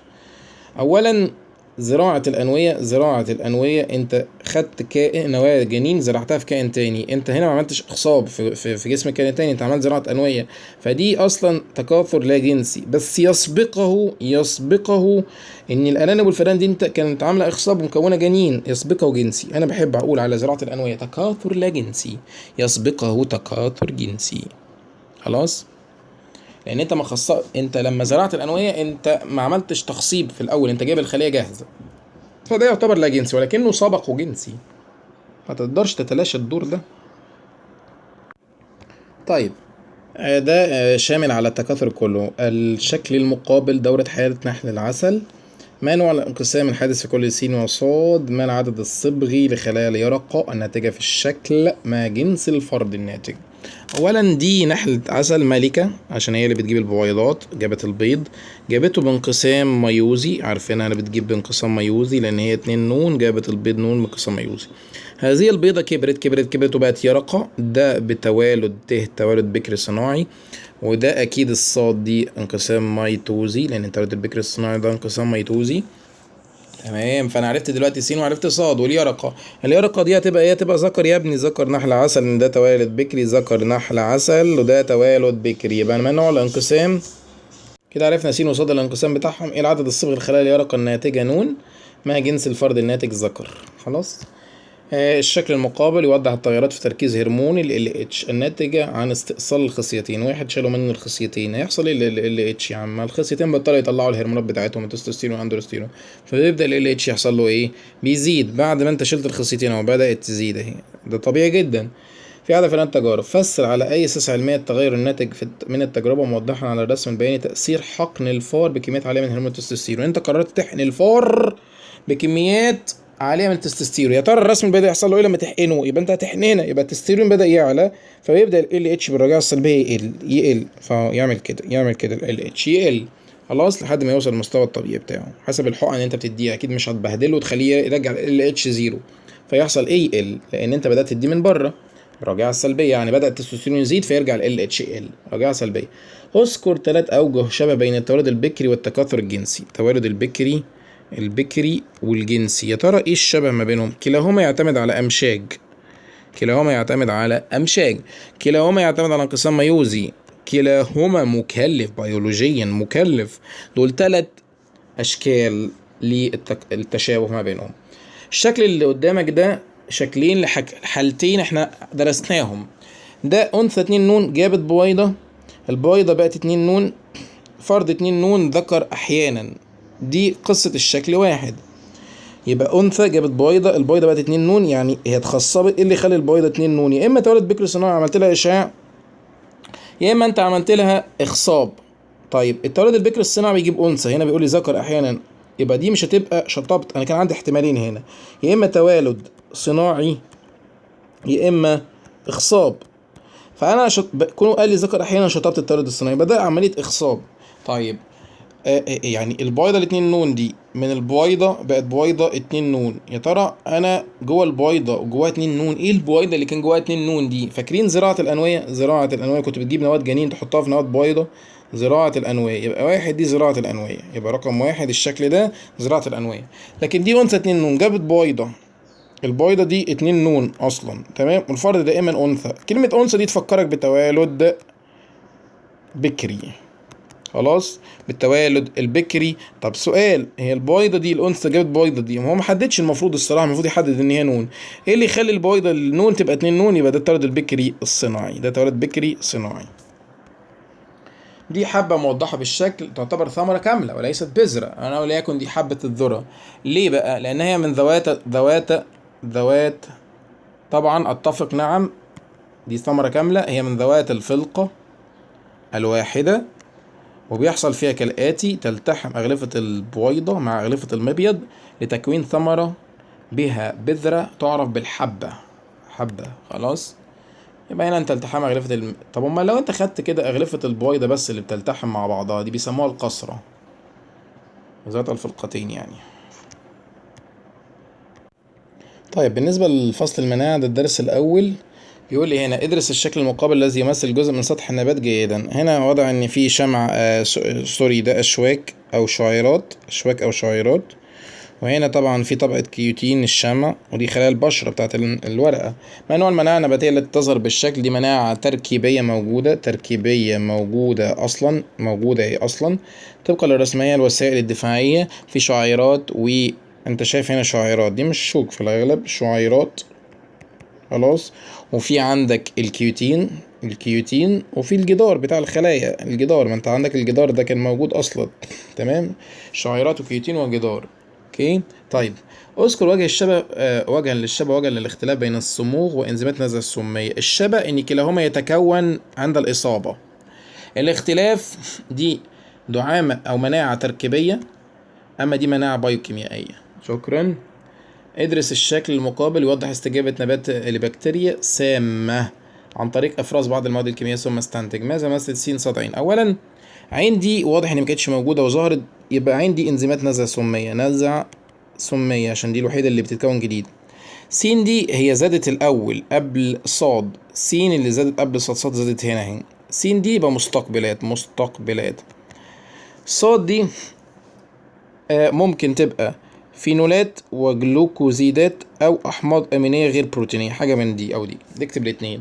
فسر استمرار وجود الماده صاد بتركيزات مرتفعه خلال المرحله الثلاثه رغم انتهاء الاصابه. ثلاثه دي اللي هي مرحله انتهاء الاصابه، لقينا ان المواد ثبتت، المستقبلات عددها ثبت عند الزياده، والمواد اللي طلعت دي ليه؟ لتعمل كمواد واقيه عند الاصابه مره اخرى، عند الاصابه مرة أخرى، يعني لو اتصبت مرة أخرى تلاقي مواد واقية. طب مين المواد الواقية أصلا؟ إحنا كنا بنتكلم عليها أكتر إن هي واقية، الأحماض الأمينية الغير بروتينية، الكنافينين والسيفالوسبورين. فتميل للصاد دي أحماض أمينية غير بروتينية طبقا للسؤال ده، بس أنت اكتب فوق في إجابة صاد الاتنين أحماض أمينية غير بروتينية اللي هم كنافينين وسيفالوسبورين، واكتب فينولات وجلوكوزيدات. ما نوع الاستجابة المناعية الموضحة بالشكل؟ الاستجابة المناعية دي تركيبية، مناعة تركيبية تتكون عند الإصابة، تتكون عند الصموغ، ده منظر صمغ، خلاص الهدف منها منع دخول الميكروب، منع دخول. ماذا يحدث في حالة زيادة الرطوبة على خلايا الطبقة الخارجية؟ رطوبة يعني ماء يعني فطريات، بيئة مناسبة للفطريات، يبقى دي يحدث إصابة بالفطريات والبكتيريا لأن البيئة المائية بيئة مناسبة للفطريات دي. الدرس التاني في فصل المناعة بيتكلم معانا على الجزء اللي فيه الخطوط المناعية، خط الدفاع الأول، خط الدفاع الثاني، خط الدفاع الثالث وإلخ من هذه التفاصيل.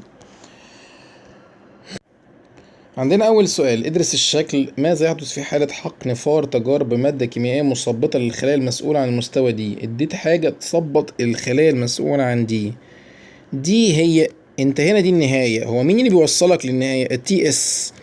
التي اس ده خط الدفاع الأول، ده خط الدفاع الثاني، ده خط الدفاع الثالث، يبقى خط دفاع أول، خط دفاع ثاني، خط دفاع ثالث، واخر حاجه هي تثبيط المناعه هي التي اس، وبالتالي كده انتهت خط الدفاع. صراحه الرسمه دي رسمه قذره جدا بكل المقاييس، هي رسمه ممكن اقول لك ده خط الدفاع الاول، ده خط الدفاع الثاني، وده خط الدفاع الثالث، مناعه خلطيه ودي مناعه خلويه، ودي وتمشي، ودي التثبيط المناعه او نهايه المناعه. فالحقيقه هو الرسمه دي جت في امتحان كده وكل واحد عمل اجابه ليها، فهي مش الطف حاجه يعني، وبتختلف كل واحد بيبني عليها سؤال بوجهه نظره، ولكن ما علينا. ايه اللي هيحصل لو انت ثبطت المرحله دي؟ المرحله دي اللي هي تي اس، وبالتالي انت لغيت التي اس. ايه اللي هيحصل بعد كده؟ اولا يفقد الجسم قدرته على تنظيم درجه الاستجابه المناعيه، درجه الاستجابه المناعيه مش هيقدر ينظم الاستجابه المناعيه، وتفضل جهاز المناعه شغال، وبالتالي مهاجمه الجسم انت جسمك خلاص اتبهدل بالاستجابات المناعيه اللي مش راضيه تقف. خلاص، ده بالنسبه للقصه دي. سؤال سخيف الصراحه، كل المقاييس بين عليه سخافه يعني. الشكل المقابل يوضح تركيز الاجسام المضاده في دم فارين تعرض لنفس البكتيريا الكرويه اثناء دراسه عمليه. دول فارين ودول تركيز اجسام مضاده، في سين بالازرق وصاد بالاحمر. تهدف لتحديد الاعراض اللي يمكن، بص تهدف لايه بقى؟ ايه اللي بتهدف للدراسه دي؟ لتحديد الاعراض التي يمكن من خلالها تشخيص مرض الالتهاب الرئوي. يبقى هدف الدراسه ان احنا نحدد العرض او الاعراض اللي بتشخص لنا المرض ده، يبقى احنا عايزين اعراض تظهر بقى، ده هدفنا يا بيه. اي الفارين يعطي نتيجه ايجابيه خلال هذه الدراسه العمليه. نتيجه ايجابيه يعني حقق الهدف بتاع الدراسه اللي هي ظهور الاعراض. طيب انا جيت ابص تركيز الاجسام المضاده، لاحظ ان س ده اللي هو ده بالازرق ده الاجسام المضاده كانت بسرعه، يا ساتر يا رب. ده يبدو ان الراجل ده عارف الميكروب ده فمش هتظهر عليه اعراض. هل س كده حقق الهدف من دراسه الاعراض؟ لا طبعا. امال ده عيني اجسام مضاده قليله في اول اصابه وبعدين في تاني اصابه زادت، يبدو ان ده ظهرت هنا صاد ده هتظهر اعراض، في اعراض هتظهر وبالتالي نعرف نشخص المرض، وده حقق هدف الدراسه. يبقى مين الفار اللي بيدي نتيجه ايجابيه؟ صاد. امال مين اي الفارين اللي اتحقن باللقاح المضاد للبكتيريا دي سابقا؟ اكيد ده اللي كون اجسام مضاده سريعه اللي هو س، ده اللي محقون قبل كده، ده س. الشكل المقابل يعبر عن نتيجة حقن أحد فئران التجارب بنوع معين من البكتيريا، افحصه جيدا ثم أجب. ده فار اتحقن بنوع من البكتيريا، واضح هنا في جزء بيخترق الجلد، ودي مناعة بالالتهاب بتتكون. الواضح هنا ده اختراق ميكروب، فده التهاب، وهتلاقي فيه الخلايا السرية والقاعدية والهستامين والكلام ده كله. واضح هنا في أجسام مضادة وخلايا وموضوع خط دفاع تالت، خط تالت ده ماشي. طيب ما الخلايا المسؤولة عن الاستجابة المناعية؟ س. فين س اهي، وما دور كل منها؟ اولا س ده بيبقى فيه خلايا سارية وقاعدية مسؤولة عن افراز الهستامين، وفي خلايا بلعمية ومتعادلة ووحيدة النوع بيهاجموا الميكروب، كل دي خلايا بتشارك. فرق في جدول بين الاستجابة المناعية س والاستجابة المناعية ص. س دي التهاب، دي مناعة غير متخصصة، سريعة، اما هنا ده خط دفاع ثالث متخصص بطيء. خلاص، هنا لا يتكون خلايا ذاكرة، هنا بيتكون خلايا ذاكرة. كل دي فروق. يمكن للجسم المضاد العمل في غياب التركيب س. س دي الروابط الكبريتيدية الثنائية. أولا لو غابت دي كل الأجسام المضادة تتفكك وتكون غير قادرة على العمل. غير قادرة على العمل، ما خلاص متفكك، يبقى يعني يقدر يشتغل؟ أكيد لأ، لا يستطيع العمل بسبب التفكك وهو يكون غير قادر على العمل. الشكل المقابل يوضح إحدى طرق عمل الأجسام المضادة في خطوات غير مرتبة. ماشي يا سيدي. هنا بيقول لي ما الترتيب الصحيح لآلية عمل الأجسام المضادة زمنيا؟ أولا أول حاجة بتبدأ الخلايا بتقابل الميكروب وتكون فيه أجسام مضادة. أدي الخلية البلعمية أو البائية اللي هو الشكل دي بدأت تقابل الميكروب. تمام، بدأت تبدأ تعمل إيه؟ تكون له أجسام مضادة اللي هي A. تاني حاجة اللي هي A. بعد ما تكون له أجسام مضادة بتبدأ ترتبط الأجسام المضادة دي بالأنتيجينات. فين الجسم المضاد اللي قافش في الأنتيجين؟ أهو أدي الجسم المضاد ماسك في الأنتيجين اللي هي C. بعد ما تمسك فيه كده نلاقي تيجي مين؟ وهنا الرسمة مش واضحة، في حاجة بتكسر هنا، المتممات اللي هي E. المتممات بتكسر. بعدين تيجي آخر حاجة بالنسبة لك هي البي. تيجي البلعمية فاتحة بقها اهي، البلعمية بتاكل كل الجسم المضاد مع الانتيجينات بتاكلهم كلهم اللي هي البي. يبقى دي اي سي اي بي. ما علينا، يعني هي بتبقى سخافة الحاجات اللي هي الرسومات والترتيب الكلام ده كله. تمام. طيب الواضح ان في متممات كسرت وفي بلعمية كلت، فانت عندك يا اما تحلل يا اما ابطال مفعول السموم.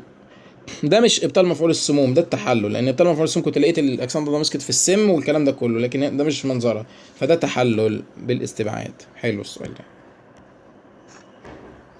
اوكي يا شباب، ده الامتحان الشامل بقى على الفصل. احنا خدنا درس اول ودرس تاني، هما درسين، وده الامتحان الشامل بقى. نبدأ نشوف ايه الاسئلة اللي جاية فيه. الشكل المقابل يوضح معدل تدفق الماء خلال قصيبة خشبية قبل وبعد اصابة النبات. الواضح ان انت عارف ان البتاع ده التيلوزات بتقلل صعود المياه لان هي بتسد انبوبة. استنتج الاستجابة المناعية التي تسبب في هذه التغيرات. واضح قبل الإصابة كانت في مية طالعة، عمالة تقل المية بعد الإصابة، ويبدو إن في تيلوزات، تكون تيلوزات وبالتالي سدت أوعية الخشب. طيب الخلايا اللي طالعة منها التيلوزات هي نموءات زائدة تمتد من الخلايا البارنشيمية. اوكي. الجزء اللي قدامنا طيب هنا أنتيجين فيروس وأنتيجين مسك فيه كذا كذا. اوكي، في النهاية في اجسام مضادة اتكونت. يبدو ان دي مرحلة بتكون اجسام مضادة، يبقى دي مناعة خلطية بالاجسام المضادة. دي مناعة خلطية. تقول لي ازاي الجسم المضاد بيتعامل مع الفيروس؟ بطريقة التعادل، ولكن بيمسكه يمنع انتشاره، والكلام لو دخل بيدخل يمنع تكاثره. طيب فسر. هل الاجسام المضادة المتكونة في المرحلة س فعالة في تدمير الخلايا المصابة بالفيروس؟ مفسرة اجابتك. هي ما تعرفش تدمر الخلايا المصابة بالفيروس، امال مين اللي بيدمرها؟ التي سي. خلاص، والان كي دول اشطر ناس، بالذات التي سي. يبقى هي غير قادره. ليه الاجسام المضاده غير قادره على تدمير الفيروس؟ احنا عارفين هي ما بتقدرش تتعدي منه لكبر حجمها، ما بتقدرش تعدي من الغشاء بتاعه الخلايا دي لكبر حجمها، فبنحتاج التي سي اللي هي قلت لكم عليها البذوكه، اللي تدخل على الفيروس تقول له خد يا فيروس، ما حدش يقدر عليك، انا اقدر عليك وعلى 10 زيك. طيب الشكل الرخم اللي جاي ده، المستويان المناعيان A و B يتشابهان في غرض العمل A و B. فدي خط دفاع أول مع هذه العبارة، ده خط دفاع أول وده خط دفاع تاني. تمام. الدفاع الأول ده اللي هي الحواجز دي منع دخول الميكروب، أما خط الدفاع التاني ده منع انتشار. هل الاتنين كده متفقين في الغرض؟ لا طبعا، فده غلط، لأن ده منع دخول وده منع انتشار، فغلط جدا. ماذا يحدث عند غياب التركيب اكس؟ فين اكس اهو. لو غاب اكس اللي هو المستقبلات اللي على سطح الخلايا، خلاص الخلايا المناعيه دي خلايا مناعيه، معرفش دي منظر خلايا ايه. دي بكتيريا، دي ان ايه، ده فيروس ودي خلايا بكتيريا عشان فيها بلازميد بكتيريا. ايه رايكم لو غاب المستقبل بتاع الفيروس او البكتيريا اللي بيهاجموا جسم؟ فيروس بيهاجم جسمك وبكتيريا بتهاجم جسمك، المستقبل بتاعه ده هو الستيكر اللي جسمك ومناعتك بتكتشف الفيروس منه او البكتيريا منه. فوقتها ايه؟ لن يتعرف الجهاز المناعي على تلك البكتيريا والفيروس لغياب مستقبلاتهم، لغياب المستقبلات بتاعتهم، مفيش مستقبلات على سطح الخلايا البكتيرية دي، وبالتالي مش هيقدر يقضي عليها. حلو السؤال ده. خلي بالكوا ده منظر فيروس ودي منظر بس هو فيروس ده ليه شريطين. المفروض الفيروس بيبقى شريط دي ان ايه واحد، ما علينا. بس في بعض الفيروسات زي هيباتيتس بي فيروس بي اللي بيهاجم الكبد، التهاب الكبد الوبائي بي ده بيبقى دي ان ايه. اوكي. الشكل المقابل يوضح الاستجابة المناعية للخلايا التالية عند الإصابة بفيروس الجدري. فيروس الجدري، ركز ده فيروس، فأنت ممكن يبقى عندك تي سي تركز عليها، هي اللي بتقضي على الفيروسات، أو ممكن طبعا النكي لو المناعة طبيعية. ما الإفرازات المناعية للخلايا س؟ ما أهمية الاستجابة المناعية للخلايا ع؟ من نوع المستقبلات؟ تعال نركز هنا بقى. مكتوب إيه على البتاع؟ تركيز الخلايا التائية. يا سلام، هنا مكتوب على السهم ده تركيز الخلايا التائية، فيبدو إن دول 3 تائية. هو مين أول واحدة تائية بتشتغل؟ أكيد التي اتش المعلمة. مين التائية اللي بتشتغل بعدها وبتقضي على الفيروس؟ التي سي. مين بقى اللي لما عليت دي بدأت تعلى الباقي كله بيقل؟ هي التي اس. يبقى انا جاوبتهم. يبقى اول واحده تي اتش، التانية تي سي، التالتة تي اس. طب عرفت منين ان تي اس؟ بص ركز يا ابني في الرسم، ركز يا بابا. شايف دي اللي هي اخر واحده بدات ترتفع، وهي بترتفع الباقي بدا يقل، فمعروفه مين دي اللي بترتفع الباقي يقل كله؟ دي التي اس المثبطه. ما الافرازات المناعيه للخلايا س؟ هي خلايا س دي اللي هي التي اتش، خلاص عرفناها. التي اتش دي بتطلع انتر ليوكاينات وسيتوكاينات. ما أهمية الاستجابة المناعية لخلايا عين؟ خلايا عين دي التي اس تنظم درجة الاستجابة المناعية ودي مثبطة. ما نوع المستقبلات المناعية الموجودة على سطح خلايا الصوت؟ خلايا الصوت هي التي سي سي دي 8. سي دي 8 يبقى اللي موجود على التي سي سي دي 8، امال اللي موجود على التي اس برضو سي دي 8، امال الموجود على التي اتش سي دي 4. ماشي. لا نراجع دي معلش. فاكرين احنا قلنا الخلايا ليها مستقبلات؟ عندك التي اتش ليها مستقبل، وعندك التي سي والتي اس نفس المستقبل، وعندك البقيات ليها مستقبلات. التي اتش المستقبل بتاعها اسمه سي دي 4، وافتكر الاتش ليها 4 روس كده. تي اس والتي سي سي دي 8. اما البقية دي بيسموها ايه المستقبلات اللي على سطحها؟ المستقبلات المناعية البائية. خلاص سموها باسم الخلايا نفسها. اوكي يا شباب. المعادلة التالية ده الدي ان ايه والدرس توضح التجربة الحاسمة لإثبات ان الدي ان ايه هو المادة الوراثية. ادرسها. السلالة اس ميتة اضافوا ليها سلالة ار حية. اس ميتة ار حية. انزيم دي اوكس رايبونيوكليز فئران ميتة. طيب حدد مواضع الخطأ الموجودة في هذه المعادلة. دلوقتي انت ضفت اس ميت، انت عايز تستخدم التجربة الحاسمة وتضيف دي اكس رايبونيوكليز، فانت عايز تحطه لمين؟ هتحط الدي اكس رايبونيوكليز على الاس الميتة عشان تدمر الدي ان ايه بتاعها، وبالتالي التجربة تفشل. انت بتحطه بعد ما ضفت الاتنين على بعض وعملت التحول البكتيري، فده خطأ من عندك. الخطأ كان يجب اضافة الدي اكس رايبونيوكليز على اس الميتة، مش على الاتنين. لما بعد ما تضيف الاتنين على بعض الخليتين كده حصل التحول. كان يجب إضافة الإنزيم على اس الميتة مش على اس المتحولة الار، كده حصل التحول. ما انت ازاي بتثبت عدم التحول؟ تمام. سؤال عبيط برضه، مش فاهم يعني الغرض منه ايه. في الشكل المقابل يعبر اللون الأخضر عن الفاجات عن الفوسفور المشع. فين ده اللون الأخضر؟ فين الأخضر يا عم؟ أنا مش ده أخضر يا ستي يا رب، ده أخضر اللي جوه يا شباب. استنى ألونهولكوا عشان مش باين في الصورة. ده أخضر ماشي. طيب ويعبر اللون الاخضر في الفاجات عن الفوسفور المشع، لان الدي ان بيبقى فيه فوسفور مشع. ويعبر اللون الاحمر عن الكبريت، ده الكبريت الاسود. واللون الاسود يعبر عن عدم وجود اشعاع. اللون الاسود ده الدي ان العادي بدون اشعاع. بفرض السماح للفاكسين يصاب بهجمة نفس الخلايا البكتيريا في نفس الوقت. هاجموا نفس البكتيريا، خلاص هاجموا الاتنين نفس البكتيريا. ما اللون الذي ستكون عليه الأغلفة الفيروسية؟ الأغلفة اللي جوه البكتيريا اللي اتكونت بتاعة الفيروس دي هتكون بأنهي لون؟ أولا هذه الأغلفة بتتكون من الأحماض الأمينية بتاعة البكتيريا نفسها مش من المشعة. طب جابت منين الأساس بتاعها أو الاسطمبة أو الام ار ان اي بتاعها أو الكودونات بتاعتها؟ من الدي ان اي بتاع الفيروس اللي دخل، اللي هو أنهي لون؟ الأسود. خلاص الأسود هو الأسود. خلاص، ما اللون اللي استكون عليه الاغلفه الفيروسيه؟ هتكون باللون الاسود نسبه الى الدي ان ايه اللي دخل واتبنى من عليها. هو اصلا الاحماض الامينيه منين؟ من البكتيريا عامه، مش من الاغلفه، لان الاغلفه دي ما بتدخلش اصلا، دي لا تدخل، اللي هي الاغلفه اصلا ما بتدخلش. اللي بعده، رتب تنازليا من حيث درجه التعقيد الاجزاء المتعلقه بنقل المعلومات الوراثيه عبر الاجيال بدءا من الخليه. اولا انت يعني تنازليا الخليه هي اللي تنقل الماده الوراثيه، بعد الخليه جواها النواه، جوه النواه في الكروموزومات، الكروموزومات دي عباره عن دي ان ايه، الدي ان ايه عباره عن مجموعه من الجينات، الجينات عباره عن كل واحده الجين ده عباره عن نيوكليتيدات صغيره. خلاص، انت بتجيب الترتيب كده من فوق لتحت، خليه جوه الخليه نواه، جوه الخليه كروموزوم، النواه كروموزومات، وهكذا، كلام فاضي. علل استخدام فيروس الفاج تحديدا لاثبات ان الدي ان ايه هو الماده الوراثيه وليس البروتين. خلاص، لانه الفيروس ده بيقدر يتطفل على البكتيريا وليه غلاف بروتيني ومادته الوراثيه دي ان ايه، يعني غلافه بروتين ومادته الوراثيه دي ان ايه، يا سلام، هو يحل المشكله بقى، يحل الخناقه. خلاص، لان غلافه بروتيني ومادته الوراثيه دي ان ايه، ويتطفل على البكتيريا، كل العوامل اللي انا عايزها في التجربه متوفره في الراجل. الجدول المقابل يوضح النسب المئويه التقريبيه للقواعد النيتروجينيه المكونه الحمض دي ان ايه لثلاثه خلايا مختلفة من الأرانب. دول 3 خلايا مختلفة من الأرانب. ماذا تستنتج من مقارنة هذه النسب؟ تعال نبص هنا. ال A وال T قد بعض، وال C وال D قد بعض، ودي ودي قد بعض، ودي ودي تقريبا قد بعض، ودي ودي قد بعض، ودي قد بعض. واضح إن هنا في تكامل بين ال A وال T وال C وال G. تمام.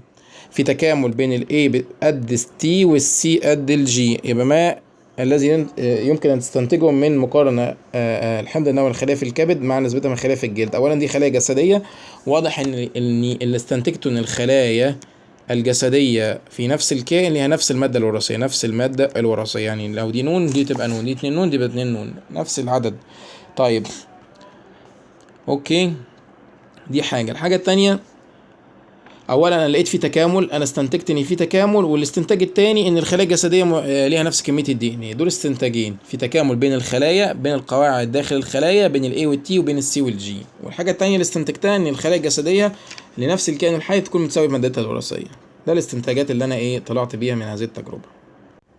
الدرس اللي بعده التاني، في ضوء منهجك برهن على صحه او خطا هذه المقوله. يمكن أن تحدث طفرة جينية في الدي ان ايه في الخلايا المنوية الأولية ومع ذلك لا تنتقل للآباء.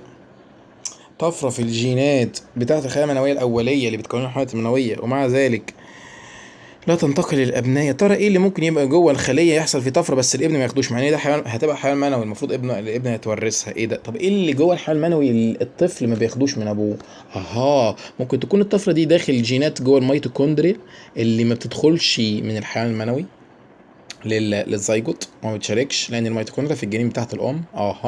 يبقى دي وارد تحصل، عباره صحيحه، اذ حدثت الطفره الجينيه في الميتوكوندريا للخلايا المنويه الاوليه، حيث ان الجنين يتورث الميتوكوندريا من الام وليس من الاب.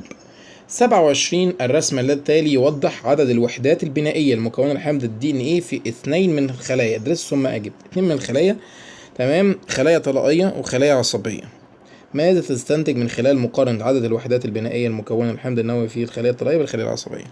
طيب يا سيدي، انت عندك هنا العدد الوحدات البنائية هنا، دي ال A قد ال T قد بعض اهو، ماشي، وعندك ال C وال G في الأزرق قد بعض، وعندك هنا الأحمر ده والأحمر ده ال A وال T برضه قد بعض، وهنا السي والجي قد بعض. الواضح ان في تكامل في القواعد، اللي انا استنتجته تكامل قواعد الدي ان ايه، دي اول حاجة. ماشي. الحاجة التانية، انت شايف الايه في الخلايا الطلائية غير الايه في الخلايا العصبية، ان في اختلاف مختلف في الخليتين الجسديتين، بيختلف فيهم عدد القواعد نفسها، ولكن كمية الدي ان ايه هتبقى في الاخر قد بعض. لكن انا استنتجت ان في تكامل في القواعد واختلاف في عدد القواعد من كل خلية الاخرى، ولكن كمية الدي ان ايه في الاخر هتبقى المفروض قد بعض. في ضوء دراستك حدد الأسباب البيولوجية التي يعزى إليها الثبات الوراثي. ليه في ثبات وراثي؟ أولا لأن الدي إن إيه شريطين، وفي بين الشريطين تكامل. تاني حاجة في إنزيمات اسمها إنزيمات الربط، ال20 إنزيم ربط دول بيصلحوا أي عيوب في الدي إن إيه وبيصلحوا الأشرطة. إنزيم بلمرة الدي إن إيه يمكنه ربط النيوكليوتيدات ببعضها. البلمرة اللي بيبني لنا يربط نيوكليوتيدات ببعضها على شريطي دي ان ايه الجديدين اثناء تضاعف الدي ان ايه. هل تتفق مع هذه العباره؟ نعم، هو اللي بيربط، هو البلمره هو اللي بيبني، يعني هو اللي بيبني لنا القواعد مع التفسير. عايز ايه مع التفسير؟ ما هو بيقوم ببناء الاشرطه من خلال ان هو يبقى فيه قالب اصلي، وبتبني الشريط التاني وبتحط النيوكليوتيده جنبها نيوكليوتيده جنبها نيوكليوتيده. الشكل المقابل ده واضح ان هو انشطار ثنائي، انشطار لان طلع لنا اتنين. بيقول لي ايه؟ تعال نشوف اي صور التكاثر التاليه تحدث بها العمليه الموضحه بالشكل المقابل. ده انشطار ثنائي، وده بيبقى في البكتيريا والاميبا والبراميسيوم. تكاثر الاميبا بالانشطار الثنائي، تكاثر البكتيريا بالانشطار الثنائي، تكاثر عيش الغراب. طيب يا ترى ده الدي ان ايه، بس الدي ان ايه شايف ان نهايتين ملتحمتين. الدي ان ايه هل ده كده دي ان ايه وخلاص، ولا نهايتيه ملتحمه؟ فيبدو ان ده اوليات نواه. اوليات نواه، مين الاوليات اللي عندنا؟ البكتيريا، يبقى ده انشطار ثنائي في البكتيريا. مهمه جدا الحته دي. ليه ما قلتش في الاميبا؟ اصل ده الدي ان ايه ملتحم نهايتيه معا يا عم. هنا في حته مش باينه فالسؤال فاكس منها يعني. هنا بيقول الشكل المقابل يمثل تركيب الحمض النووي ار ان اي. ماشي يا سيدي، وتوجد به مجموعه من الاخطاء. ليه كده؟ حدد مواضع هذه الاخطاء. يلا يا عم. ده ار ان اي المفروض هنا ده سكر ريبوز، ده سكر ريبوز. ماشي يا عم الحاج. اولا السكر الريبوز ده السكر اهو، ده السكر اهو وده اهو. احنا هنا او اتش او اتش، مفيش اكسجين ناقصه، لكن لقينا هنا في او ناقصه. يا عم ده سكر ريبوز، المفروض ما يبقاش في او ناقصه. يبقى اول خطأ هنا في اكسجين ناقصه من السكر الاول، من السكر الاولاني. اتنين بقى، ايه الخطأ التاني؟ ال ايه اوكي، شايف مجموعة الفوسفات دي مكتوب عليها موجب، هي مجموعة الفوسفات بتبقى سالبة ولا موجبة؟ بتبقى سالبة. فده الخطأ التاني، هي هنا جاية موجبة. خلاص. اوكي، شايف دي السي، ودي اليو ذات حلقة. السي بتبقى ذات حلقة برضو، فجايبها لي في الرسم لا مؤاخذة. ليه ذات حلقتين؟ السي جايبها لي في الرسم هي ذات حلقة واحدة. أنا بكتب الصح هنا خلاص. يبقى المفروض تبقى ذات حلقة مش حلقتين. السي دي الأخطاء. عدد أنواع التي ار ان اي يساوي عدد أنواع الأحماض الأمينية. لأ، تي ار ان اي بيبقى أكتر بكتير، لأن في أحماض أمينية لها أكثر من شفرة، وبالتالي الأحماض التي ار ان اي الشائعين بيبقوا أكتر منهم. ادرس التتابع التالي. مدينا 3 5 وكونوا في تي، فده دي ان ايه. انا محتاج اجيب من ده الار ان ايه. طيب يبقى انا لو جبت الام ار ان ايه يبقى 5 3 5 3، يبقى هنا الام ار ان ايه. طيب التي هنا تبقى، يا ساتر يا رب، التي تبقى ايه يو. المشكلة مش عارف نكتبهم جنب بعض. يعني يما ماشي. تات تاس، في واحد عارفينه تاس. ده اللي بيجيب لنا قصاده يو، لا ايه، واليو قصادها ايه، قصادها يو، والسي قصادها جي. فاكرين ايه يو جي ده البدء؟ ماشي يا سيدي. في حد نعرفه؟ سي جي ده مش حاجة. تيست تبقى اي جي ايه، مفيش حاجة، ده مش بيخوف. المفروض ان نكتبه بصراحة. تعالوا نكبر قوي كده ونحاول نكتبهم واحدة واحدة، ونصغر الخط قوي ونكتبهم، بس لازم يتكتبوا يعني، لا مفر. التي قصادها A، الاي قصادها يو. ماشي. هنا A يو A يو جي سي جي سي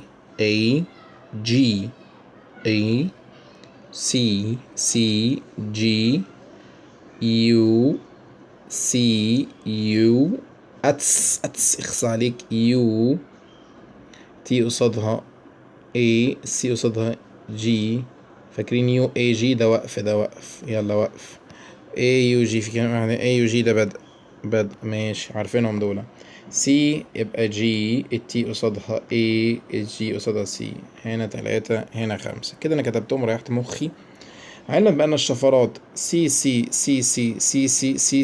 يو سي اي. واضح فين السي فين اللي فيها بدايتها سي دي، عشان في منها 4 احتمالات دي.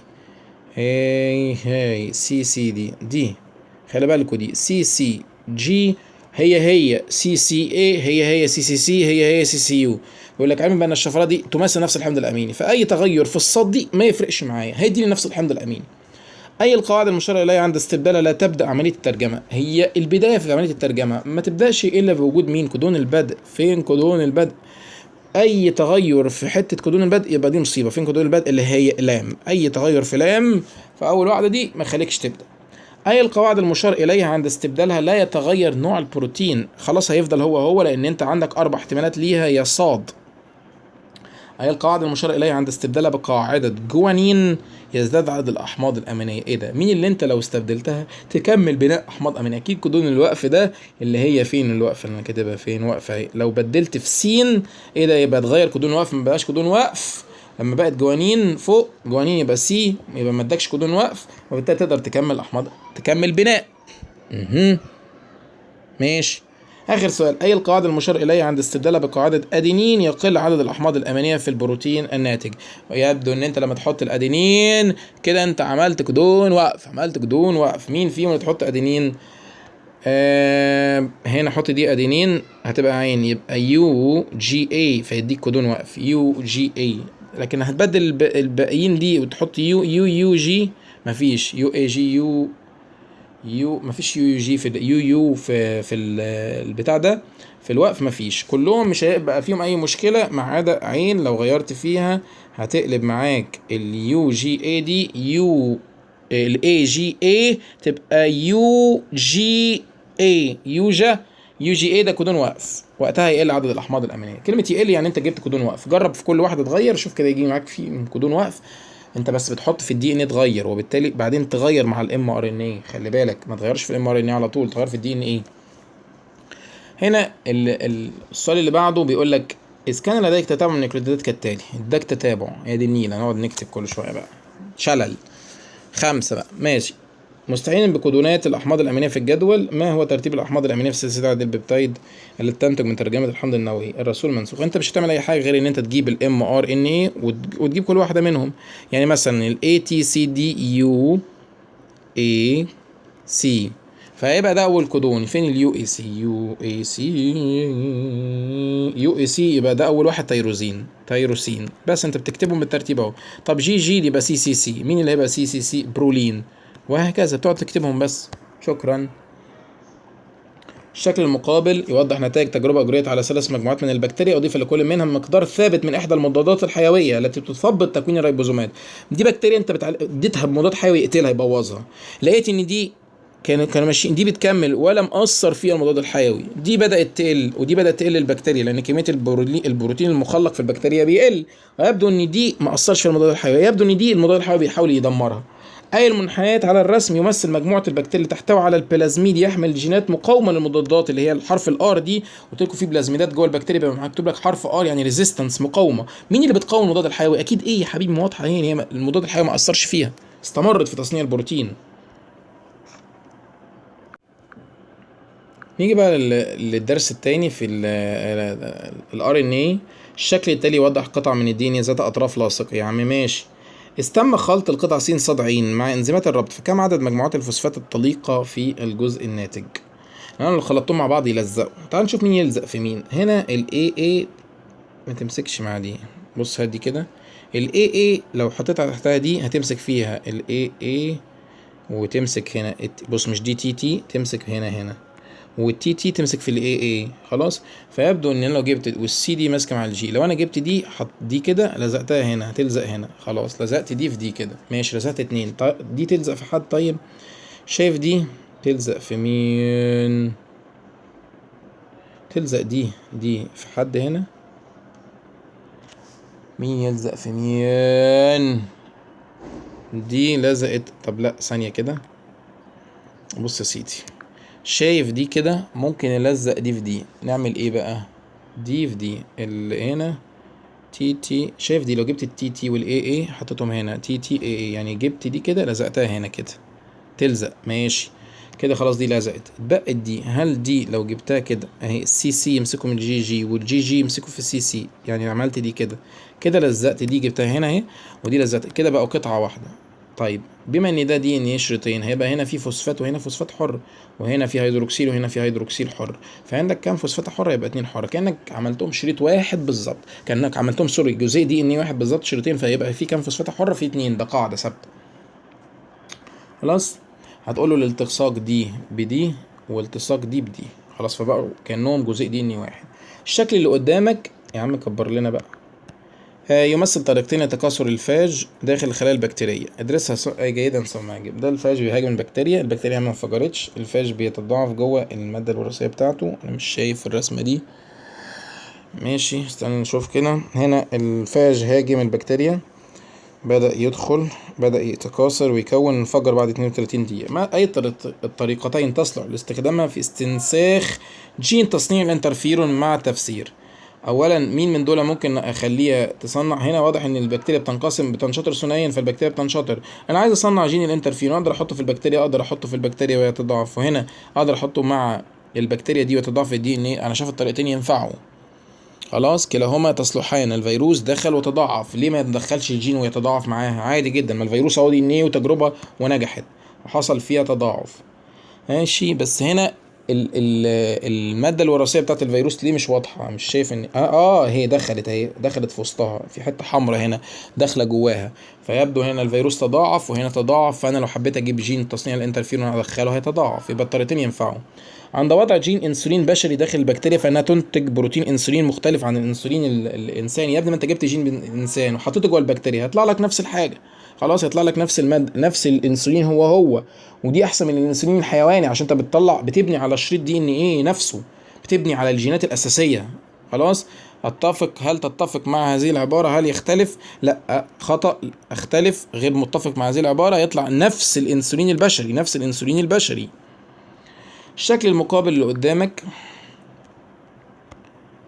جيدا ثم اجب. ادرسه. استنتج اسم كل من العمليتين واحد واثنين موضحا. اولا الشريط القالب اهو كان AUG يعني ده RNA، بقى DNA ده اسمه نسخ عكسي، نسخ عكسي بإنزيم النسخ العكسي. اما ده القالب كان تاس ده DNA بقى mRNA كده، السهم يبقى كده، يعني دي بقت دي، اما دي بقت دي كده، خلاص. دي حولت ال RNA الى DNA يبقى ده نسخ عكسي. اما دي عملية النسخ عادية، عملية نسخ، ودي محتاجة انزيم بلمرة RNA. بلمرة RNA ما الانزيمات المسؤولة عن كل من دي ودي؟ اولا دي محتاجة انزيم النسخ العكسي، اما دي محتاجة بلمرة RNA. دي بلمرة RNA والتانية انزيم نسخ عكسي. شكرا. الشكل المقابل ده يمثل آلية عمل نوعين من انزيمات القصر. دول نوعين من انزيمات القصر. اي الانزيمان يصلح لعزل الجين محدد من المحتوى الجيني لخلية بنكرياس يمكن مضاعفته باستخدام بلازميد. انت عايز تاخد جزء من الجين ده تزرعه مع بلازميد، اولا لازم تترك اطراف لاصقة. هنا اتحققت فكرة الأطراف اللاصقة، هنا بيقطع بالطول. فين الأطراف اللاصقة؟ مفيش. يبقى إيه هي اللي تنفع بيه ما تنفعش.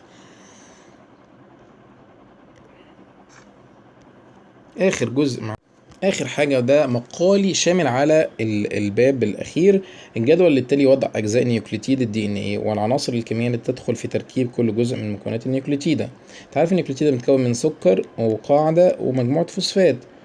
ماذا يمثل ألف وب وج؟ عايز أعرف الأجزاء. ألف، بص يا سيدي، مين الوحيدة اللي فيها نيتروجين؟ دي القاعدة، فأنا عرفت القاعدة نيتروجينية. مين الوحيدة اللي فيها مجموعة فوسفات؟ هي دي مجموعة فيها الفوسفور الفوسفات، مجموعة الفوسفات. طب مين اللي فيها اتش و او الكلام ده؟ ده السكر. خلاص انا كده عرفتهم بسهولة يعني. يبقى احنا قلنا اول واحدة فيها مجموعة الفوسفات، والتانية دي مجموعة الفوسفات التانية دي السكر ديوكسي ريبوز، التالتة دي قاعدة نيتروجينية. شكرا. قدرة خلايا البنكرياس على تصنيع هرمون الانسولين وعدم قدرة خلايا الكبد على ذلك. اولا خلايا البنكرياس فيها جين، رغم ان هما يحتوي الاثنين على الجين، ولكن خلايا البنكرياس فيها الجين الانسولين نشط، غير الكبد فيه جين الانسولين غير نشط. تاني حاجة، في حد بيحدد القصة دي، وجود في الجسم وجود بروتينات، تمام، غير هستونية تنظيمية. مفيش حد كده بيشتغل والسلام. وجود بروتينات غير هستونية تنظيمية تحدد ما إذ كان الدي ان ايه سيستخدم في نسخ الار ان ايه وبناء البروتينات والانزيمات ام لا. يبقى مين اللي بتحدد ان ده يتنسخ ويتعمل والكلام ده كله؟ بروتينات غير هستونية تنظيمية. في حاجتين ادوا الى ذلك. يلا خلاص هانت. عندنا هنا إذ وجد التتابع س على جزيء ام ار ان ايه، ده س اتوجد، ادي سكر خلي بالك ده شريط واحد، فهل من الضرورة ان تتوقف عملية الترجمة ام لا؟ س ده يو اي جي لو انا حطيته على ام ار ان هل خلاص كده ده اكيد كودون وقف؟ لا طبعا. فرضا ان انت حطيته جنب اتنين، هنا كان هنا اي وكان في 2 نيوكليوتيد، انت حطيته في وسط مثلا CC، حطيته انت هنا في وسط 2، فدي هتبقى اليو تروح تبع الكودون ده. يعني دي بدل ما تبقى هنا مع الاتنين دول، لا هي بقت مع الاتنين دول، فما بقاش في الاخر كودون الوقف ده اللي انت حطيته. يبقى هل تتوقف؟ لا، ليس بالضروري، ليس بالضروري، لانه قد يكون موزع على كودون، على كودونين فلا يمثل كودون وقف. قد يكون موزع على اكثر من كودون او كودونين فلا يتكون كودون الوقف. طيب الوضع هنا دي خلية اندمجت مع خلية، تمام، بقوا حاجة، يعني لو دي نون ودي نون بقى 2 نون مثلا. كيف يمكن إثبات أن الدين هو المادة الوراثية وليس البروتين؟ أولا دي خلية ممكن تكون جنسية، ده حيوان منوي، ده حيوان منوي نون، ودي بويضة نون وبقوا زيجوت. ايه اللي يثبت في الشكل ده ان الدين هو المادة الوراثية؟ أولا كمية الدين في الخلايا الجسدية ضعف الجنسية، أو الجسدية نصف الجسدية. حتى يعني ليه بتبقى الجنسية نصف الجسدية؟ لأنه عند حدوث الإخصاب يتحد النصف الخلايا، النصف مع النصف، تكوين خلايا جسدية كاملة. وإذا كانت الخلايا الجنسية بقى نفس العدد بقى بتاع الجسدية، كان وقتها يحدث تضاعف في الخلايا عند تكوين أفراد جديدة، وده مش هينفع. خلاص، ده من خلال الرسم. دي الفكرة بتاعت ايه اثباتاتك ان الدي ان هي المادة الوراثية. كنا بناخد اولا كمية ايه اللي يثبت ان كمية الدي ان هي المادة الوراثية. كمية الدي ان ايه في الخلايا الجسدية متساوية. كمية الدي ان ايه في الخلايا الجنسية نصف الجسدية. ثالث حاجة البروتين يتم هدمه واعادة بنائه. خلاص، فده اثبات ان الدي ان هو المادة الوراثية. كده احنا خلصنا المنهج كله مقالي من كتاب التفوق. كان في واحدة جزء كده اتعمل فيديو اولاني لوحده، فانا بصراحة هو ما اتضافش معاهم في الاول، فانا اعمل ايه يعني؟ هحاول اضيفه بايديت، ولو ما اتضافش انا هعمله في الاخر اهو، بجاوبه في الاخر اديني تاني، هجاوبه من تاني عشان خاطر ما يحصلش ايه ان انتوا يبقوا مزد منكم ولو سؤالين 3 يعني. تعالوا نجاوب الاسئله دي اللي انا جاوبتها، بس الفيديو بتاعها كان معمول لوحده، وهشوف هعرف اضيفه ولا مش هعرف. بيقول لك ايه هنا؟ ادرس الرسم البياني للمقابل الذي يوضح كميه المواد الموجوده في جذور بعض الخلايا. دي مواد موجوده في الجذور، واذكر اسم كل خليه وهل يتواجد بها دعامه مؤقته ولا لا. الدعامه المؤقته انت عارفها الفسيولوجيا، هو بيسالني هل فيها دعامه مؤقته ولا لا. بص، الازرق ده سليلوز، كلهم فيهم سليلوز، شكرا.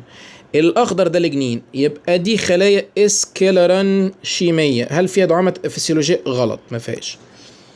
طيب الاصفر ده كيوتين، الاصفر ده كيوتين، فدي خلايا بارانشيميه بشره، دي بارانشيميه بشره، لازم تقول بارانشيميه بشره، فدي فيها دعامه فسيولوجيه.